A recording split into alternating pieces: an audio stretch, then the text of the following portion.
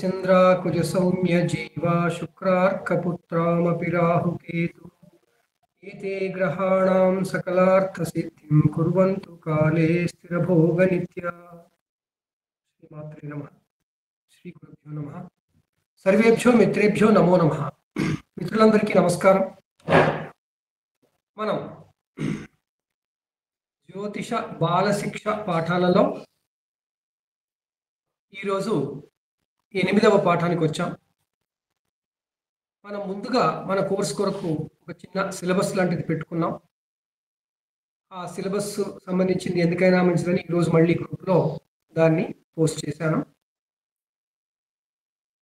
చాలా ప్రాథమికమైనటువంటి జ్యోతిష శాస్త్ర విజ్ఞానం బాలశిక్ష అన్న పేరుతో మనం చెప్పుకుంటున్నాం. నిజంగా బాలశిక్ష లాంటిదే. ప్రాథమికమైనటువంటి విజ్ఞానం మనం పూర్తిగా మీరందరూ కాస్త మ్యూట్ చేసుకుంటే నా మాటలు మీకు వినపడతాయి. మనం ప్రాథమికమైనటువంటి విజ్ఞానాన్ని కనుక ఎంత ఎక్కువగా పొందితే అంత ఎక్కువగా మనం జ్యోతిషం ఒక కుండలి విశ్లేషిస్తున్నప్పుడు మనకి స్ఫురణ ఎక్కువ వస్తుంది. వెంకటేశ్వరరావు గారు దయచేసి మీరు మ్యూట్ చేసుకోండి. మనం జ్యోతిష్యులు అంటే ఏంటి, జ్యోతిష శాస్త్రం దాని గురించి చెప్పుకున్నాం. తర్వాత జ్యోతిష్ శాస్త్రానికి ఆధారభూతమైనటువంటి కర్మ సిద్ధాంతం చెప్పుకున్నాం. ఇవన్నీ మనం వీలున్నంత వాస్తవిక ధోరణితో మనకి అర్థమయ్యే రీతిలో చెప్పుకునే ప్రయత్నం చేశాం. పాఠాలకి వస్తున్నటువంటి మిత్రుల్లో కొందరికి ఇంతకుముందే జ్యోతిష్ శాస్త్రం అవగాహన ఉంది కాబట్టి అవన్నీ ఉపాంత ప్రయోజనం కలిగిస్తాయి, అంటే మార్జినల్ యూటిలిటీ కలిగిస్తాయి. కానీ కొత్తగా నేర్చుకునే వాళ్ళకి శాస్త్రం మీద యొక్క పరిజ్ఞానం పెంపొందింపడానికి బాగా దోహదం చేస్తాయి. అందువల్ల కొత్త వాళ్ళు అంటే జ్యోతిష్ శాస్త్రం మొదటిసారిగా నేర్చుకుంటున్న వాళ్ళ మీదే ధ్యాస పెట్టి వాళ్ళే లక్ష్యంగా మనం చెప్పుకుంటున్నాం. ఆ కారణంగా జ్యోతిష్ శాస్త్రం తెలిసిన వాళ్ళకి ఇది మళ్ళీ ఏమిటి ఇది అనే అలా అనిపిస్తుండవచ్చు.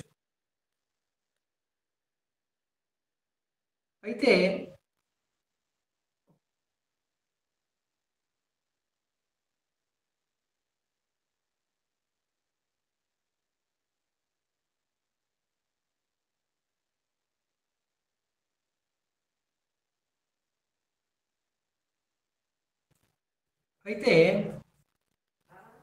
మనం జ్యోతిష్ శాస్త్రాన్ని తెలుసుకుంటున్నప్పుడు జ్యోతిష్ల గురించి ఎంతో లోతైన విషయాలు కొన్ని అర్థం చేసుకునే ప్రయత్నంలో కర్మ సిద్ధాంతాన్ని కూడా తెలుసుకున్నాక ఈ జ్యోతిష్ శాస్త్రం అసలు ఎందుకుంది అని మరొక్కసారి అనుకుంటే మనకి ఆనందకరమైన, సౌకర్యవంతమైన, ఆరోగ్యకరమైన జీవితాన్ని చేసుకోవడానికి వచ్చింది అని అర్థం చేసుకోవాలి. ఇది ఏదో భక్తితో స్పిరిచువాలిటీకి వెళ్ళాలని కాదు. కాకపోతే స్పిరిచువాలిటీ అంటే సోకాల్డ్ స్పిరిచువాలిటీ అంటాం మనం ఈ రోజుల్లో. ఆ స్పిరిచువాలిటీకి డెఫినెట్గా ఇది మొదటి మెట్టు అవుతుంది. ఎందుకంటే మనసు పెట్టి చదువుకోవాలి. మనం ఆ క్రమంలో జ్యోతిష్యులని అర్థం చేసుకునే ప్రయత్నం చేసాం. అసలు మనం ఎక్కడున్నామంటే భూమి మీద ఉన్నాం. ఈ భూమి మీద మన చుట్టూ ఏముంది అంటే అసలు మనమే ఈ ప్రపంచమంతా ఆవరించి ఉన్న శక్తిలో కొంత భాగం అనుకున్నాం. ఆ ప్రకృతి శక్తులే పంచభూతాలు అనుకున్నాం. ఆ పంచభూతాలను మనం గుర్తించడం కోసం, వాటి ప్రభావాన్ని మనకి అనువుగా, మనకి సౌకర్యవంతంగా చేసుకోవడం కోసం మన ఋషులు తపస్సు చేసి, పరిశోధన చేసి మనకు వాటి రూపురేఖలు వర్ణించి ఇచ్చారు. వాళ్ళు పరీక్షలు చేశారు. ఇదంతా ఒక ప్రత్యేకమైన కార్యక్రమంగా జరిగింది ఆ కాలంలో. లేకపోతే మనకి విజ్ఞానం ఉండేదే కాదు. ఆ విధంగా మనకి ఈ ప్రకృతి శక్తులన్నింటినీ మనం అర్థం చేసుకోవడానికి, వాటి ప్రభావాన్ని గణించడానికి, క్యాల్కులేట్ చేయడానికి, దాన్ని అన్వయం చేసుకోవడానికి, అప్లై చేసుకోవడానికి మనకి ఋషులు ముందు ఈ ప్రకృతి శక్తుల్ని జ్యోతిష్యులు అని వర్ణించి అవి మళ్ళీ 3 రకాలుగా ఉంటాయని చెప్పారు. ఒకటి నక్షత్రాలు, 2 రాసులు, 3 గ్రహాలు. సో ఈ 3 రకాల జ్యోతిష్యులు మన చుట్టూ ఉంటాయి. అసలు మనం జ్యోతిష్యులం ఉన్నాం. మనమే ఒక జ్యోతిష శక్తి. మనమే ఒక జ్యోతిష్ల శక్తుల మధ్యలో ఉన్నాం. అందువల్ల మన చుట్టూ ఏమున్నాయంటే మన చుట్టూ జ్యోతిష్యులే ఉన్నాయి. మన చుట్టూ ఉన్న జ్యోతిష్యులు ఏవైతే ఉన్నాయో అవి వాటి ప్రభావం కొలవడం కోసం మనం వాటిని రాసులు, నక్షత్రాలు, గ్రహాలుగా చెప్పుకుంటూ వచ్చాం. మరి అవి మన మీద ప్రభావం చూపించడాన్ని ఎలా తెలుసుకోవాలి? కొలవాలి. ఏదైనా కొలిస్తే కదా మనకు అర్థమయ్యేది విషయం. మనం డబ్బుల దగ్గర ఉన్న ఎన్ని ఉన్నాయంటే లెక్క పెట్టాలి. అలాగే రుచి ఎలా ఉంది అని తినుబండారం చూస్తున్నప్పుడు ఆ తిన్నదాని తర్వాత ఆ తిన్నదానికి మనం చూసుకొని చేయాలి.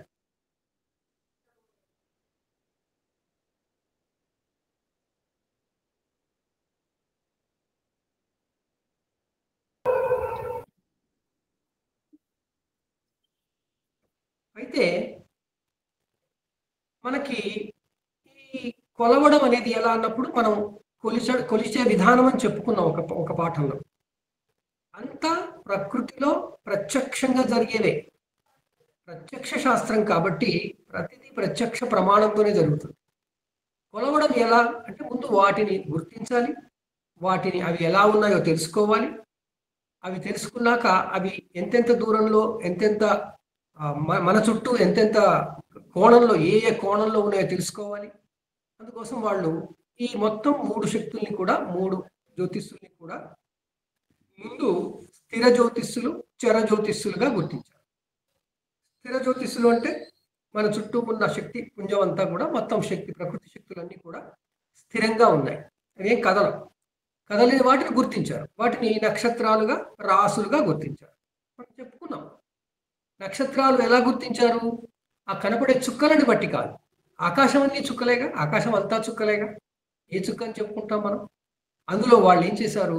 చంద్రుడి యొక్క సంచారాన్ని అర్థం చేసుకుని దాని ఆధారంగా, చంద్ర సంచారం ఆధారంగా ఆకాశాన్ని 27 భాగాలుగా విభజించారు. ఇది మొదటి స్టేజ్. ఆ తర్వాత ఆ స్టేజిలో ఉండి ఆ జ్యోతిష్యుల్ని ఈ చంద్రుడిని కలగలిపి చూసుకుంటే మళ్ళీ సరిపోవట్లేదు. ఎందుకంటే ఇంకో పెద్ద బింబగ్రహం ఉందిగా, సూర్యగ్రహం. అందువల్ల సూర్యుడి వెనకాల కూడా నేపథ్యం ఏంటో గుర్తించి ఆకాశాన్ని 2 కోణాలలో చూసి, చంద్రుడి కోణంతో చూసినప్పుడు 27 భాగాలుగా, సూర్యుడి కోణంతో చూసినప్పుడు 12 భాగాలుగా చేసుకుని మనకి రాశి చక్రము, నక్షత్రములు అనేటువంటి భావన మనకి సాధనం ఇచ్చారు. రాశి చక్రము అన్నాం. ఇదంతా మన చుట్టూ ఉన్నదే. మన చుట్టూ మన నుంచి మొదలయ్యి ఎక్కడి దాకా వెళుతుంది? అంతరిక్షం దాకా వెళ్ళిపోతుంది. అనంత లోకాల వరకు వెళ్ళిపోతుంది. మనకు కనపడేంత వరకు వెళ్ళిపోతుంది. సో ఆ ప్రాంతంలో ఉన్నటువంటి అన్ని చుక్కలు, ఆకాశ భాగం అంతా కూడా ఒక జ్యోతిష్గా వాళ్ళు గుర్తించారు. 1/27వ భాగంగా నక్షత్రం అంటే 1/12 భాగంగా రాశిని గుర్తించారు. ఈ నక్షత్రాల నుంచి వచ్చేటువంటి కాంతిపుంజాలు అంటే మనం ఆల్రెడీ వాటిలో ఎదురుగుండానే ఉన్నాం. ఆ కాంతులన్నీ, రాశుల నుంచి వచ్చే కాంతులన్నీ కూడా మనల్ని ఎలా ప్రభావితం చేస్తాయి? మరి అవి అక్కడ స్థిరంగా ఉన్నాయిగా, స్థిరంగానే ఉంటాయి. ఎప్పుడు మొత్తం విశ్వమంతా అవి స్థిరంగానే ఉంటాయి. భూగోళం ఒకటి తన చుట్టూ తాను తిరుగుతుంది, సూర్యుడి చుట్టూ తిరుగుతుంది. అంతే తప్ప మిగతాదంతా స్థిరంగానే నడుస్తుంది. అందువల్ల స్థిరమైన జ్యోతిష్యులుగా వాటిని గుర్తించారు. ఇప్పుడు మనకి జ్యోతిష్యుల్ని 3 రకాలుగా చేస్తే, మొదట మనకున్నది స్థిర జ్యోతిష్యులు, స్టాటిక్ ఎనర్జీస్ అన్నారు. ఇంగ్లీష్లో అయితే స్టాటిక్ ఎనర్జీ అంటారు. కాస్త ఇంగ్లీష్లో చెప్తే దాని అర్థం ఇంకాస్త ఎక్కువ అర్థమవుతుంది. స్థిరమైన జ్యోతిష్యం అంటే మనం ఊరికే ఫిక్స్ అయ్యింది అనుకుంటాం. అలా కాదు. స్థిరంగా మళ్ళీ ప్రకాశాన్ని ఇస్తూ లేదా ప్రసరణ చేస్తూ, కాంతులను ప్రసరణ చేస్తూ ఉంటాయి. ఆ విధంగా స్టాటిక్ ఎనర్జీస్ అయినటువంటి నక్షత్రాలు, రాసులు, మరి వాటికి ముందు భూమికి తర్వాత అవన్నీ ఒక దగ్గర ఉన్నాయి.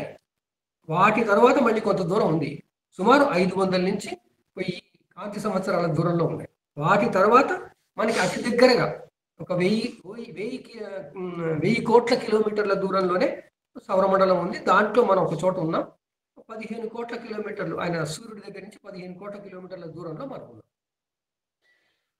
ఇక్కడికి ఈ మన చుట్టూ ఉన్నదంతా తక్కువేం కాదు, అవి జ్యోతిష్లే అన్ని. అందువల్ల మన చుట్టూ ఉన్నటువంటి సూర్యుడితో సహా మిగిలిన గ్రహాలన్నీ కూడా మనకి కనపడడంలో తూర్పు నుంచి పైకి పడమటికి రోజు వెళుతుండడం మనం చూసాం. కాబట్టి అవి చర జ్యోతిష్యులు అని తెలుసుకున్నాం. అంటే డైనమిక్ ఎనర్జీస్.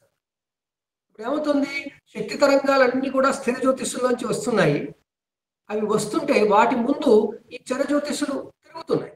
అందువల్ల చరజ్యోతిష్యుల ప్రభావం, వాటి ప్రభావం కలగలిపినప్పుడు మనకి చరజ్యోతిష్యుల యొక్క ప్రభావం మారిపోతూ కనబడుతుంది. ఆ విధంగా మనకి ప్రభావాలు మారడానికి చరజ్యోతిష్యులు కారణమవుతుంది.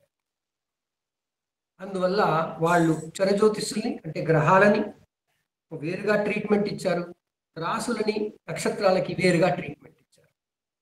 ఇవన్నీ బాగున్నాయి, వాటిని అలా గుర్తించాం, జ్యోతిష్యులు అన్నాం, ఒక రాశి చక్రం అని పెట్టుకున్నాం. దాన్ని అర్థం చేసుకోవడం ఎట్లా? వాటిని గణించడం కోసం, కొలవడం కోసం సాధనం సాధించాం, టూల్ వచ్చేసింది.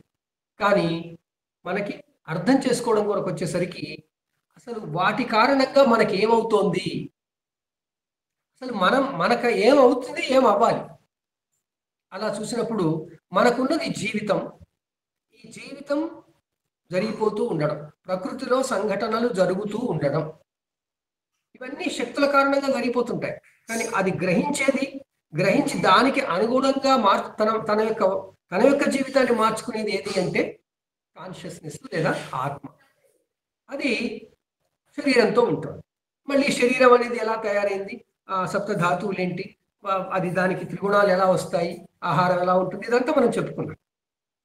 ఆ విధంగా ఈ సృష్టిలో, ఈ భూగోళం మీద మనుషులము అనే మనము సౌకర్యవంతమైన, ఆనందకరమైన, ఆరోగ్యవంతమైనటువంటి జీవితం కొరకు ప్రకృతి శక్తులతో మమేకమవుతూ ప్రకృతి శక్తుల ప్రభావాన్ని కొలిచి అర్థం చేసుకుని అన్వయం చేసుకోవడానికి ఇచ్చినటువంటి సాధనం రాశిచక్రం అయితే, ఆ జ్యోతిష్యుల ప్రభావం మనకి ఎలా తెలుస్తుంది అనే దానికోసం మరొక సాధనం ఇచ్చారు. వాటిని మనం కారకత్వాలు అంటాం. కారకత్వము అంటే మనం అంటాం, నువ్వు దీనికి కారకుడవయ్యావు అంటాం కదా, అంటే నీవు కారణంగా అది జరిగింది అని. ఆ కారకత్వము అంటే ఒక అడ్జెక్టివ్ ఫామ్ అయిపోయింది. ఆ కారకత్వము అనేది ఏమిటి అంటే కారణం అవ్వడానికి ఉన్న సామర్థ్యాన్ని కారకత్వం. ఏదైనా జరగడానికి కారణం అవ్వడానికి మనం కారణమైతే, మన సామర్థ్యం కారణమైతే అది కారకత్వము అంటే. నిప్పు యొక్క కారకత్వం ఏమిటి? కాలడం. కాలడానికి కారణం ఏమిటి అంటే నిప్పు అంటాము. కానీ ఆ కారణం ఏమిటి అంటే మళ్ళీ నిప్పు పెట్టేవాడో కారణం కావచ్చు, కానీ అసలు నిప్పుగా దహించడానికి కారణం ఏమిటి అంటే దానిలో ఉన్న సామర్థ్యం, ఆ నిప్పుకు ఉన్నటువంటి సామర్థ్యం కదా. సో నీరు తడుపుతోంది, నిప్పు కాలుస్తోంది. సో ఇలాంటి ప్రకృతి శక్తులలోని కారణమయ్యే సామర్థ్యాన్ని మనం కారకత్వము అంటాం. జ్యోతిషంలో జ్యోతిష్సుల కారకత్వాలు అంటే ఆ శక్తి, ఆ జ్యోతిష్సు మనకి ఏమి చేయవచ్చు, మనకి ఏం చేస్తుంది, మళ్ళీ ప్రకృతిలో ఉన్నవే చేస్తుంది. ఆ ప్రకృతిలో ఉన్నదాన్ని దానికి అనుసంధానిస్తుంది, సింక్రనైజ్ చేస్తుంది. సో మనలో ఉన్నవి, మన జీవితంలో, మన శరీరంలో, మన చుట్టూ ప్రకృతిలో ఉన్నవన్నింటినీ బయట ఉన్న ప్రకృతి శక్తుల ద్వారా మనం పొందుతున్నాం. కాబట్టి దీన్ని అనుసంధానం, మన బాడీ నుంచి దాన్ని అనుసంధానం చేసే క్రమంలో జ్యోతిష్సుల కారకత్వాలు చెప్పుకుంటున్నాం. వాళ్ళు ఎంతో క్రమబద్ధంగా మనకి అవన్నీ ఫిక్స్ చేసి పెట్టారు. మొట్టమొదటి ఏమన్నారు, మన చుట్టూ 360 డిగ్రీలు, ఆ 360 డిగ్రీలని 27 భాగాలుగా చూసుకోండి అన్నారు, లేదా 12 భాగాలుగా చూడమన్నారు. 12, 27 రెండు చూసుకోండి, 108 భాగాలు చేసి మళ్ళీ సరి చేశారు. ఆ చక్రంలోంచి చూస్తుంటే నా చుట్టూ 360 డిగ్రీలలో నా నుండి మొదలుకొని అనంతం వరకు ఇన్ఫినిట్ ఉన్నటువంటి ఆ పార్ట్ లోంచి ఉన్నటువంటి ఆ శక్తి ఏదైతే ఉందో, ప్రకృతి శక్తి ఏదైతే ఉందో, పంచభూత శక్తి ఏదైతే ఉందో, అది నాలో ఏమి కలిగించవచ్చు అంటే ప్రకృతిలో ఉన్నదే కలిగించాలి. నాలో ఎలా కలిగిస్తుంది, నా శరీరం కూడా దానిలో భాగమే. కాబట్టి నా శరీరం ఎలా భాగమైంది, ఇది పుట్టిందే ప్రకృతిలో, ఇది పెరిగేది ప్రకృతిని తీసుకునే పెరుగుతోంది.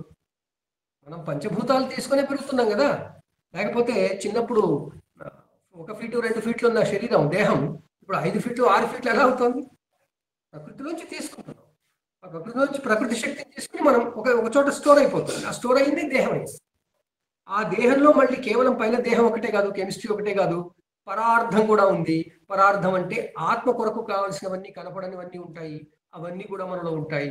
అంటే మన భావనలు, మన ఆలోచనలు, మన అనుభవాలు, అనుభూతులు ఇవన్నీ కూడా ప్రకృతిలో పార్టే కదా. అవి ఉన్నాయా లేదా అనేది వేరే విషయం. ఇప్పుడు జంతువులు ఏం అనుభూతి చెందుతాయో మనకు తెలియదు. బయటికి చూస్తూ అవి కోపంగా చూస్తే కోపంగా ఉన్నాయని మనం అంటున్నాం. వాటికి అది కోపం అంటారో లేదో మనకు తెలియదు. అలాగే మనం పెంపుడు కుక్కల దగ్గరికి వచ్చినప్పుడు అవి తోకాడిస్తూ బ్రహ్మాండంగా ఉంటాయి. ఆహా, ఫీల్ అవుతుంది, ఆనందంగా ఫీల్ అవుతుంది అని మనం అనుకుంటాం. అది మన లాంగ్వేజ్లో కదా, దాని లాంగ్వేజ్ మనకు తెలియదు. కానీ అది మనకు తెలిసిన విధంగా దాన్ని అన్వయించుకుంటున్నాం.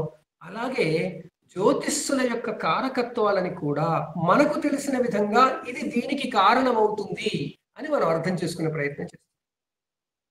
దాంట్లో మొట్టమొదటి జ్యోతిష్సులు నక్షత్రాలు.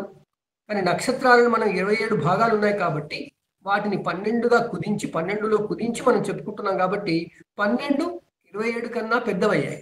ఎందుకంటే 27 కలిపితే 27 ఒక దగ్గర తీసుకొస్తే 12 అయ్యాయి అంటే ఒక్కొక్కటి చాలా పెద్దదిగా. ఒక్కొక్క దానికి 9 పాదాలు ఉన్నాయి. ఆ 27లో ఒక్కొక్క దానికి 4 పాదాలే ఉన్నాయి. ఆ 4 పాదాలు కాస్త 9 పాదాలతో మరొక సెక్షన్ అయిపోయింది కాబట్టి 9 పాదాలతో ఉన్న రాసుల కారకత్వాలు మనం నేర్చుకోవడం చాలా ముఖ్యమైనది. ఆ రాశి కారకత్వాలు చెప్పుకోవాలంటే దాన్ని మనం మళ్ళీ పద్ధతి ప్రకారం విభజించుకోవాలి. విషయం అర్థం కావాలంటే సూక్ష్మాతి సూక్ష్మంగా దాన్ని దాన్ని విడదీసుకు పెట్టుకోవాలి. అలా మనం రాసులు అనేటువంటి జ్యోతిష్యుల కారకత్వాలని అర్థం చేసుకోవడానికి అవి 2 విధాలుగా ఉన్నాయి అని మనం చెప్తాం. ఏమిటేమిటి? స్వాభావికంగా రాసులకు ఉండేవి. స్వాభావికము అంటే నైసర్గికము, ఎలా దాని స్వభావాన్ని బట్టి దాన్ని మనం న్యాచురల్గా అంటాం. న్యాచురల్గా ఉండేటువంటి కారకత్వాలు కొన్ని ఉంటాయి. తర్వాత ఈ రాసులు ఇవన్నీ కూడా ఒక దగ్గర ఉండి వాటి తర్వాత గ్రహాలు కూడా ఉన్నాయి కాబట్టి గ్రహాల ద్వారా అవి మనకి ఫలితాలు ఇస్తున్నాయి కాబట్టి గ్రహాలకు సంబంధంగా వాటి కారకత్వాలు చూసుకోవాలి. కారకత్వాలు మనం రాసుల కారకత్వాలు 2 విధాలుగా చూస్తాం. ఒకటి రాసులకి యథాతథంగా స్వాభావికంగా ఉండేవి. తర్వాత రాసులకి గ్రహాలతో వచ్చే సంబంధం ఆధారంగా లేదా గ్రహాల ద్వారా అవి మన మీద ప్రభావం చూపడానికి ఏమేమి కారకత్వాలు ఉంటాయో చూసుకోవాలి. దీనికి సంబంధించి ఈరోజు కొన్ని నిమిషాల క్రితమే అనాలి, నేను మీకు ఆల్రెడీ ఒక 82 స్లైడ్స్ అంటే పలకలు ఆ పీపీటీని ఆల్రెడీ పెట్టాను. దీంట్లో ఉన్నటువంటి విషయాలన్నీ కూడా మనం నాకు అనిపించింది ఏంటంటే 3 పాఠాల్లో చెప్పుకుంటాం. ఈరోజు పాఠం, వచ్చే వారం పాఠం, తర్వాత పాఠం. 3 పాఠాల్లో మనం రాశి కారకత్వాలు అనేవి కంప్లీట్ చేసుకుంటాం. దాంట్లో ఈరోజు పాఠంలో మనం ఏం చెప్పుకుంటామంటే రాసులకి మామూలుగా అసలు రాశి చక్రానికి సంబంధించి స్వాభావికమైనటువంటి వాటిల్లో ఏమేమి ఉంటాయి. దాంట్లో మనకి మొట్టమొదటి ఏంటి, రాసులు అనేవి మన ఎదురుగుండా ఉన్నాయి, కనపడుతున్నాయి. అందువల్ల ఆ కనపడే విధానము, అవి ఎలా అరేంజ్ అయి ఉన్నాయి, ఎలా మనకి కనపడతాయి. 12 ఉన్నాయి కాబట్టి ఒకదాని తర్వాత ఒకటి కనపడతాయిగా మనకి. ఒకదాని తర్వాత ఒకటి కనపడడాన్నే మనము ఉదయించడం అంటాం. అందువల్ల రాశి ఉదయము. వాటి స్వరూపం ఏంటి, అసలు అవి ఎక్కడున్నాయి మనం ఇంతకుముందు గత పాఠంలో చెప్పుకున్నాం. మరి ఒకసారి చెప్పుకుంటే తప్పులేదు. సో మనకి ఈ రాశి చక్రము అనేది ఎక్కడుంది అంటే మన భూగోళాన్ని చుట్టి ఉన్న సౌర మండలానికి చుట్టబడి ఉంది, మొత్తం చుట్టుకొని ఉంది. ఈ రాసులు ఎక్కడున్నాయి అంటే ఈ భచక్రంలో ఉన్నటువంటి నక్షత్ర మండలాలని మనం రాసులు అన్నాం.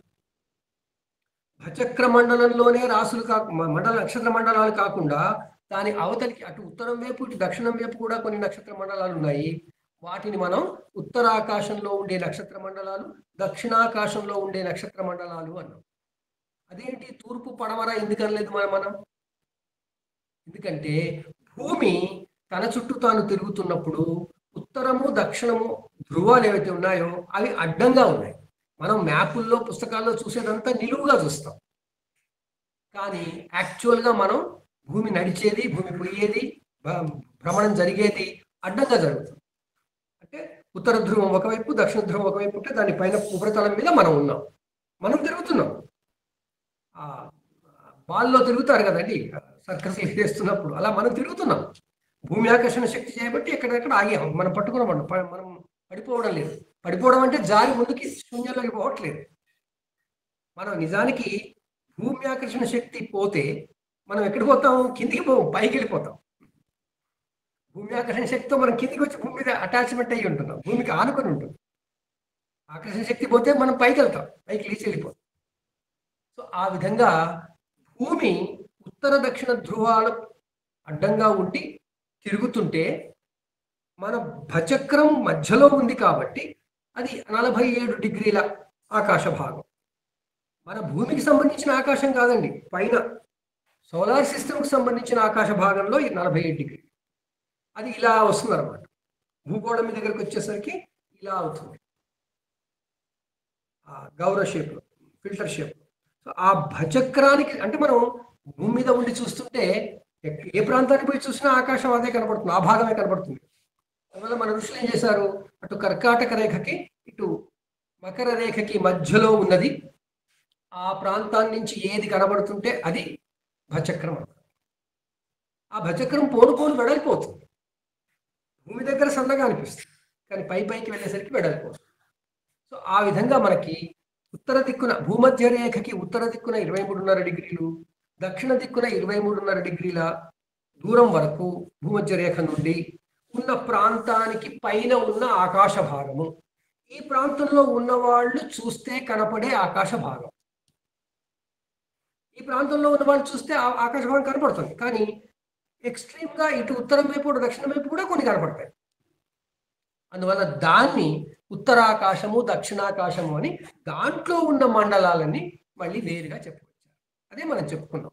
మొత్తం మండలాలు భూమి నుంచి సౌరమండలం నుంచి చూడగలిగే మండలాలు 88 మండలాలు. అందులో 12 మండలాలు మాత్రం భచక్రంలో ఉన్నాయి. మిగిలిన 76 మండలాలు కొన్ని ఉత్తరం వైపు ఉన్నాయి, కొన్ని దక్షిణం వైపు. ఉత్తరం వైపు ఉన్న మండలాలలో మనకి ఎప్పుడూ కనపడుతూ మనకి చిన్నప్పటి నుంచి అందరూ చెప్పేది, అందరూ చూపించేది సప్తర్షి మండలం అని. సప్తర్షి మండలం మనకి ఉత్తరాన మన పక్కన ఉంటుంది. సో ఆ విధంగా ఉత్తరపు దిక్కున సప్తర్షి మండలము. ఆ సప్తర్షి మండలం తర్వాత ముందుకొస్తే, ఇంకా కాస్త ముందుకొస్తే ఈ రాశి చక్రం ఉంది. అన్ని రాసులు ఉన్నాయి. ఈ రాశి చక్రాన్ని దాటిపోతే రాశి చక్రంలో మనం సౌరమండలం ఉంది. సౌరమండలంలో మనం ఇక్కడిక్కడ తిరుగుతున్నాం. మన చుట్టూ 12 రాసులు ఉన్నాయి, నక్షత్ర మండలాలు ఉన్నాయి. వీటి అవతలకి ఇంకా అవతలికి పోతే పాలపుంత తర్వాత భాగం, అది దక్షిణం, ఇది ఉత్తరం. సో మన సౌరమండలానికి ఉత్తరంగా, సౌరమండలానికి దక్షిణంగా ఉన్న ప్రాంతాలలో ఉన్న నక్షత్ర మండలాలని ఇతర నక్షత్ర మండలాలుగా తీసుకుని ఈ భచక్రంలో ఉన్నంత వరకు మాత్రమే మనం రాసులుగా గమనించి భచక్రంలో అంటే రాశి చక్రంగా దీన్ని అనుకున్నాం. రాశి ఎందుకన్నాం మనం చెప్పుకున్నాం. నక్షత్రము అన్న భాగంలో చూస్తేనే బోలెడని తారలు ఉన్నాయి. ఎన్నో తారలు ఉన్నాయి ఆ భాగంలోనే, 13:20 భాగంలో. మరి అలాంటి ఎన్నో తారలు మళ్ళీ ఇంకో నక్షత్రం కొంత భాగం కదా, అంటే అదొక కుప్ప అయిపోయింది కదా. అందువల్ల కుప్పని మళ్ళీ రాశి అన్నారు. రాశి అంటే కుప్ప అని మనకు తెలుసు. నక్షత్రాల కుప్ప రాశి అయింది. నక్షత్రాల సమూహం అంతా కూడా కలిపి అది మనకి నక్షత్రము అయింది. జ్యోతిషంలో నక్షత్రము అంటే ఒక చుక్క కాదు. ఆస్ట్రానమీలో, ఖగోళ విజ్ఞానంలో వాళ్ళు ఒక చుక్కని చూపించి చెప్తారు, ఇది ఆ చుక్క అని. ఆ చుక్క జ్యోతిషానికి కాదు. జ్యోతిషానికి దాని చుట్టూ ఉన్న దానికి అటు ఇటుగా ఉన్న 13:20 వృత్త భాగం అది నక్షత్రం. దాని పేరే ఉండొచ్చు. సో ఈ విధంగా మనకి భచక్రంలో మధ్యలో సౌరమండలం, సౌరమండలంలో 4వ వరుసలో భూమి, సూర్యుడి చుట్టూ తిరిగే గ్రహాల కక్షల్లో 4వ వరుసలో భూమి ఉంది. ఈ సెట్ అంతా చుట్టూ ఉన్నవి 12 రాసులు. దాంట్లో ఉత్తర దిక్కున అంటే మళ్ళీ మనం చూస్తుంటే మళ్ళీ సౌరమండలానికి ఉత్తర దిక్కున, సౌరమండలానికి దక్షిణ దిక్కున అనుకోవాలి. కాబట్టి కొంచెం ఉత్తరం వైపు ఉన్నవి 6 మండలాలు, ఆ 6 రాసులు. అవి మేషము నుంచి కన్య వరకని, తర్వాత తులా నుంచి మళ్ళీ మీనం వరకు దక్షిణ దిక్కున ఉన్నాయని, అవి ఫిక్స్గా ఉన్నాయని చెప్పారు.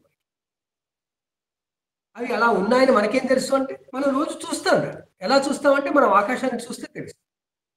సో ఆ విధంగా భూమి నుండి సౌర మండలానికి ఉత్తర దిక్కున మేషం నుంచి కన్య వరకు, దక్షిణ దిక్కున అలా అనంగానే పూర్తి ఉండి మధ్యలో మళ్ళీ ఖాళీ ఉన్నది కాదండి. అదంతా మొత్తం ఇందాక కలిసిపోయిన తర్వాతే. కానీ ఉత్తరం వైపు కొంచెం వంగి ఉంటాయి, ఇవి దక్షిణం వైపు వంగి ఉంటాయి. సో ఆ విధంగా మనకి తూర్పు పడమర నక్షత్ర మండలాలు అనేవి ప్రత్యేకంగా లేకపోయినా మనకి ఈ రాసుల కారణంగా మనం వాటి మధ్యలో ఉండిపోయాం. మేషరాశి అంటే అది ఇక్కడి నుంచి ఇంకా ఇంతవరకు ఎక్స్టెండ్ అవుతుంది. మనం మళ్ళీ భూమి ఇటువైపు వెళ్ళినప్పుడు ఇక్కడి నుంచి మళ్ళీ దానికి ఎదురుగుండా ఉన్న రాశి తులారాశి కావాలి. సో ఆ విధంగా ప్రతి రాశికి 6 రాశులకి ఇంకొక 6 రాశులు ఎదురుగుండా ఉంటాయి. 6, 6, 12. దాంట్లో ఈ మన ఉత్తర దిక్కున ఉన్నటువంటి ధ్రువమండలానికి దగ్గరగా సింహము, కర్కాటకము రాశులు మనం చెప్పుకున్నాం గత పాఠం. సో మనకి పైనుంచి కిందికి చూపించుకుంటే మొదలు లేదా పక్క నుంచి చూసుకుందాం. ఉత్తరం వైపు మీకు ఉత్తరంగా ఒక ఎక్స్ట్రీమ్ గా అక్కడ ఏముంది, నక్షత్ర మండలం ఉంది, ధ్రువతార ఉంది. దాని తర్వాత ఏముంది, రాశులు ఉన్నాయి. రాశుల్లో కర్కాటక రాశి, సింహరాశి ఉన్నాయి. కర్కాటక రాశి, సింహరాశి ఉన్నాయంటే కర్కాటకంతో పాటు వెనక్కి మిథునం తర్వాత మిథునం కన్నా ముందు వృషభం కన్నా ముందు మేషం కన్నా ముందు మీనం. ఈ వరుసలో ఇక్కడ 6 ఉన్నాయి. ఆ వరుసలో సింహం, కన్య, తుల, వృశ్చికం, ధనుస్సు, మకరం, కుంభం అవి అక్కడ ఉన్నాయి. ఇలా అటు 6 ఇటు 6 నక్షత్ర మండలాల్లో మధ్యలో మనం తిరుగుతున్నాం సూర్యుడి చుట్టూ. అప్పుడు ఈ రాశులు మనకి రోజు ఏమవుతాయి, ఉదయిస్తూ కనపడతాయి. ఇక్కడి నుంచి మనం రాసుల ఉదయము అనే దాన్ని పట్టుకోవాలి. ఉదయించడము అంటే ఏంటి మనకి తెలుసు. సూర్యోదయం మనకి ఎప్పుడు తెలిసిందే. మనం పుట్టినప్పటి నుండి చూస్తున్నాం. మనకి ఎప్పుడు సూర్యోదయం అంటే తెలిసిందో మనకు తెలియదు. అమ్మా నాన్న ఎప్పుడో చెప్పుంటారు, చూపించుంటారు. లేకపోతే మనకెక్కడ తెలుస్తుంది? మనకి సూర్యుడు తూర్పున ఉదయిస్తాడు అని చెప్పారు. అంటే సూర్యుడు వైపు వస్తుంటాడు, ఒక లైట్ వస్తుంది, ఆ లైట్ వచ్చినప్పుడు అది తూర్పు అని మనకు అప్పుడు అర్థం చేసుకుంటాం. అలా మనకి ఈ జ్యోతిష్యుల కారకత్వాలు అవి ఉన్నదాన్ని బట్టే తెలియడం మొదలయ్యాయి. మనకి దిక్కుల విజ్ఞానం జ్యోతిష్యుల కారణంగా వచ్చేసింది. ఆ జ్యోతిష్సు ఉన్న వైపు ఇది అని ఋషులు చెప్పారు. కాబట్టి తూర్పు దిక్కు అంటే ఏమిటి అంటే సూర్యుడు ఉదయించే చోటు. జ్ఞానం వచ్చిందిగా, మన జీవితం మీద ప్రభావం చూపిందా లేదా? ఆ జ్యోతిష్సులు ఎలా ఉన్నాయో అలా ఉన్నందుకే వాటి కారణంగా మనకి విజ్ఞానం వచ్చేస్తుంది. ఇది కారకత్వాలంటే మనలో జరిగే ప్రతి అనుభవానికి, అనుభూతికి కారణమయ్యే సామర్థ్యము ఉన్న శక్తులు. అందువల్ల వాటిని కారకులు అంటాము, లేదా కారణభూతులు అంటాము, లేదా కారకత్వం. అది కారకత్వము అంటాం. అలా ఉండే సామర్థ్యాన్ని కారకత్వం. మనకిప్పుడు అవి ఉదయించడమే ఒక పెద్ద కారకత్వం. అవి ఎలా ఉన్నాయి అనేది ఒకటి, తర్వాత ఉదయించడము అనేది ఒకటి. ఈ ఉదయించడము అనే దానికన్నా ముందు మన ఋషులు వాటిని ఆకృతులు చెప్పారు. మనం గత వారం చెప్పుకున్నాం ఆకృతుల గురించి. ఈ వారం మనం ఆ ఆకృతుల కారకత్వాన్ని కూడా చెప్పుకున్నాం. అప్పుడు కూడా చెప్పుకున్నాం కొంచెం. ఒకటేమిటి, మేషరాశి మేఘ ఆకారంలో ఉన్నది అనుకున్నాం. మీకు ఆల్రెడీ నేను నోట్స్లో పెట్టాను. ఈ మేకలు ఇవంటివి మన గుర్రాలు అవన్నీ ఏం పెట్టలేదు నేను మీకు. కేవలం నక్షత్రాలే పెట్టాను. ఎందుకంటే మనం నేర్చుకోవాల్సింది వాటి గురించే. వీలైతే ఆకాశంలో చూడడం వీలు కావట్లేదు. ఎప్పుడన్నా ప్లానెటోరియం పోతే చూడొచ్చు మనం. కాకపోతే మనం అనుకోవడానికి తప్పులేదుగా. అందువల్ల మనం చూడడానికి మనకి ఇంటర్నెట్లో దొరికి లభ్యమయ్యేటువంటి రాసుల నక్షత్రపు చుక్కల ఆకారాలన్నీ కూడా మీకు నేను దాని నోట్స్లో పెట్టాను. మనకి 12 నక్షత్ర మండలాలు కూడా 12 రాసులుగా ఏ ఆకారంలో ఉంటాయి అనేది మనకి నోట్స్లో ఉంది. 2-3 సార్లు పెట్టాను.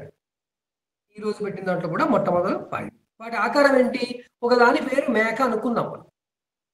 మేకని మనం ఒక్కరిగా అనుకోవడం కాదు, మొత్తం భూమండలం మీద ఉన్న అందరూ జ్యోతిష్ శాస్త్రవేత్తలు అందరూ అది నిర్ధారించిన తర్వాతే మనం వాడుకుంటున్నాం.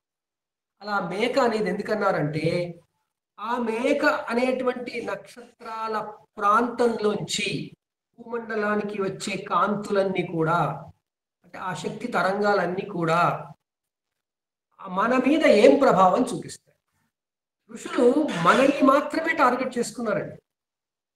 ఆ జ్యోతిష్యులు ఇంకో దాని మీద ఏం ప్రభావం చూపిస్తాయని చూడలే. ముందు మన మీదే ఏం చేస్తాయి, ఆ మన మీదే ఏం చేస్తాయి అన్నప్పుడు వాళ్ళు మన జీవితాల మీద, మన మనస్తత్వం మీద, మన అనుభూతులు అనుభవాల మీద ఎలాంటి ప్రభావం చూపిస్తాయి అన్నప్పుడు ఆ పార్ట్ మేషంలోంచి వచ్చే పార్ట్ ద్వారా వాళ్ళు గమనించింది ఏంటంటే, ఆ వాటి కాంతులు ప్రభావం ఎక్కువగా ఉన్నవాళ్ళు, వాటి అన్నింటి ప్రభావం ఉంటుంది. 12 రాసుల ప్రభావము మన మీద ఉంటుంది. కానీ ఈ ఒక్కొక్క దానికి ప్రత్యేకంగా చెప్పుకుంటున్నప్పుడు మేషరాశి ప్రభావం ఏమిటి అంటే, మనకి కనపడే మేక లేదా గొర్రెల ఎలా ఉంటాయి వాటి జీవితాలు, వాటి మనస్తత్వాలు ఎట్లా ఉంటాయి, అవి ఎలా బిహేవ్ చేస్తాయి, ఎలా ప్రతిస్పందిస్తాయి ప్రకృతిలో, అదే విధమైన ప్రభావం మన మీద చూపుతాయి అని చెప్పడానికి దీన్ని మేషరాశి అన్నారు. మేషరాశి అయినందుకు నేను మేషరాశి నా మీద ఎక్కువ ప్రభావం చూపిస్తున్నప్పుడు నేను మేకలా అవ్వను. మేకలో ఉండేటువంటి గుణగణాలు ఏవైతున్నాయో అవి నాకు వచ్చేస్తాయి. నేను అలా బిహేవ్ చేస్తాను. ఎందుకంటే ఈ సృష్టి అంతా అన్ని పంచభూతాత్మికమే కాబట్టి అన్నింటి గుణగణాలు అవే ఉంటాయి. కాకపోతే శరీరాలు మారినప్పుడు వాటి మారిపోతాయి. మరి గొర్రెలో ఏంటి విశేషం? దాన్ని ఏంటి అబ్జర్వ్ చేయాలంటే ఎంతో అబ్జర్వ్ చేసిన తర్వాత చెప్పారు బాబా ఇవన్నీ. ఏంటది? ఒక లీడర్ని వెనుక వెళుతుంది, ఫాలో అవుతుంది. అంటే ఒక నాయకుడి వెనుక అనుచరుడుగా వెళుతుంది. అలా వెళుతుంది అంటే మరి దాని ప్రభావం నా మీద ఉంటే ఏమవుతుంది? నేను ఎక్కువగా అనుసరిస్తాను ఏ విషయంలోనైనా సరే. దానికోసం ఒక జులుస్ రావాలి, ఒక నాయకుడు రావాలని కాదు. నేను సాధారణంగా నా జీవితంలో, నా డైలీ అనుభవాలలో, డైలీ యాక్టివిటీస్లో ఒకళ్ళు చెప్తే నేను విని తొందరగా పనులు చేయగలుగుతాను. అది నాకు సౌకర్యం అన్న. అందువల్ల అనుసరించడం అనేది వాళ్ళ లక్షణంగా ఉంటుంది. ఇంకా ఏముంటుంది? మామూలుగా ఈ గొర్రె లేదా పొట్టేలు అంటాం. పొట్టేలు ఏంటి? ఏదైనా వస్తుంది అంటే ఇంకా దాన్ని ఏది చూడకుండా వెళ్ళిపోయి ఢీకొంటుంది. ఆ ఢీకొనే మనస్తత్వం ఉంటుంది. తర్వాత చొరవ. ఎక్కడ ఊరికే కూర్చోం, ఏదైనా ఏంటి అని మళ్ళీ ఏదో ముందుకెళ్తాం, చేస్తాం. అలాంటివన్నీ కూడా అవి గొర్రెలో ఉన్నాయా అంటే గొర్రె ఒకటని చెప్పారు తప్ప అన్ని మళ్ళీ గొర్రెలో ఉండాల్సిందే లిస్ట్ అవుట్ చేసుకోకూడదు. మనం అది ఆ అర్థం కావడం కొరకు సూచనప్రాయంగా ఇచ్చిన ఆ చిహ్నం, ఆ గుర్తు, ఆ ఆకృతిని మనం తీసుకోవాలి. ఆ విధంగా మనకి మేషరాశి ద్వారా ఒక నాయకుడిని ఫాలో అవడం, చొరవ ఎక్కువగా ఉండడం, ఆలోచన లేకుండా ఢీకొట్టడం, ఇలాంటివన్నీ గుణగణాలు ఉంటాయి. ఇంకా మీరు మేషరాశి లక్షణాలను చదువుకోవడం మొదలు పెడితే ఇంకా అన్నీ వచ్చేస్తాయి. మనం ముఖ్యమైనవి మాత్రం చెప్పుకుంటాం. ఇది మేషరాశి గుర్తు కారణంగా మనకు వచ్చిన కారకత్వం. కారకత్వం అంటే ఏంటి? ఆ మేషరాశి ప్రభావం నా మీద ఉన్నప్పుడు నా జీవితంలో నా మీద కరెక్ట్గా ఉంది అని, అసలు నా కాన్స్టిట్యూషన్ మీదే ఉంది అన్నప్పుడు నా కాన్స్టిట్యూషన్ ఎలా అవుతుంది? నా సంపాదన విషయంలో అవుతున్నప్పుడు సంపాదన విషయంలో అవుతుంది. నా ఆలోచన విధానంలో అన్నప్పుడు ఆలోచన విషయంలో అన్నప్పుడు ఆలోచనగా అవుతుంది. అన్నీ ఇలా మళ్ళీ 12 భాగాలు చేశారు మన ఋషులు. అదంతా మనం భావచక్రం అని మళ్ళీ చెప్పుకుంటాం. ఎందుకంటే అది ఇంకో సాధనం. జ్యోతిష్యుల ప్రభావాన్ని అర్థం చేసుకుని అన్వయం చేసుకోవడానికి పెద్ద ప్రాసెస్ ఇది. దాంట్లో మనం మొదటి మెట్టులో సాధనము, కొలిచే సాధనము రాశిచక్రం తెలుసుకున్నాం. ఇంకా సాధనాలు తెలుసుకోవాలి, దాంట్లో భావచక్రము. తర్వాత మొదటి సాధనం రాశిచక్రంలో రాసులు ఉన్నాయి కాబట్టి రాసుల కారకత్వాలు ఇప్పుడు మనం చెప్పుకోవాలి. తర్వాత మనం గ్రహాలు చెప్పుకోవాలి, గ్రహాల కారకత్వాలు చెప్పుకోవాలి, తర్వాత భావాలు చెప్పుకోవాలి, భావ కారకత్వాలు చెప్పుకోవాలి. అప్పుడు కానీ మనకి ఒక అవగాహన వస్తుంది. ఈ జ్యోతిష్యులని అర్థం చేసుకోవడం అనే అవగాహన అప్పుడు వస్తుంది. వాటిని అన్వయం చేసుకోవడం అప్పుడు కొంచెంగా మనకు తెలుస్తుంది. సో ఈ విధంగా మనకి మేషరాశి గుర్తు అలా అయితే దాని వెనకాల వృషభ రాశి వస్తుంది పైకి. ఎందుకంటే మేషం తర్వాత వృషభం.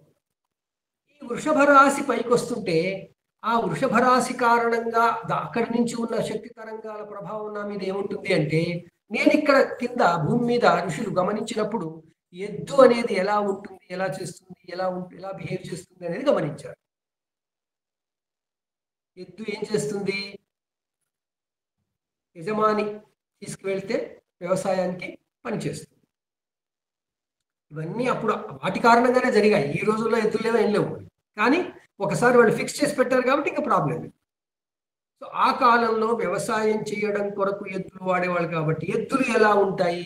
యజమాని రాగానే వెళ్ళిపోతాయి, యజమానితో చెప్పినట్టు వింటాయి, తర్వాత ఎంత కష్టమైనా పడతాయి.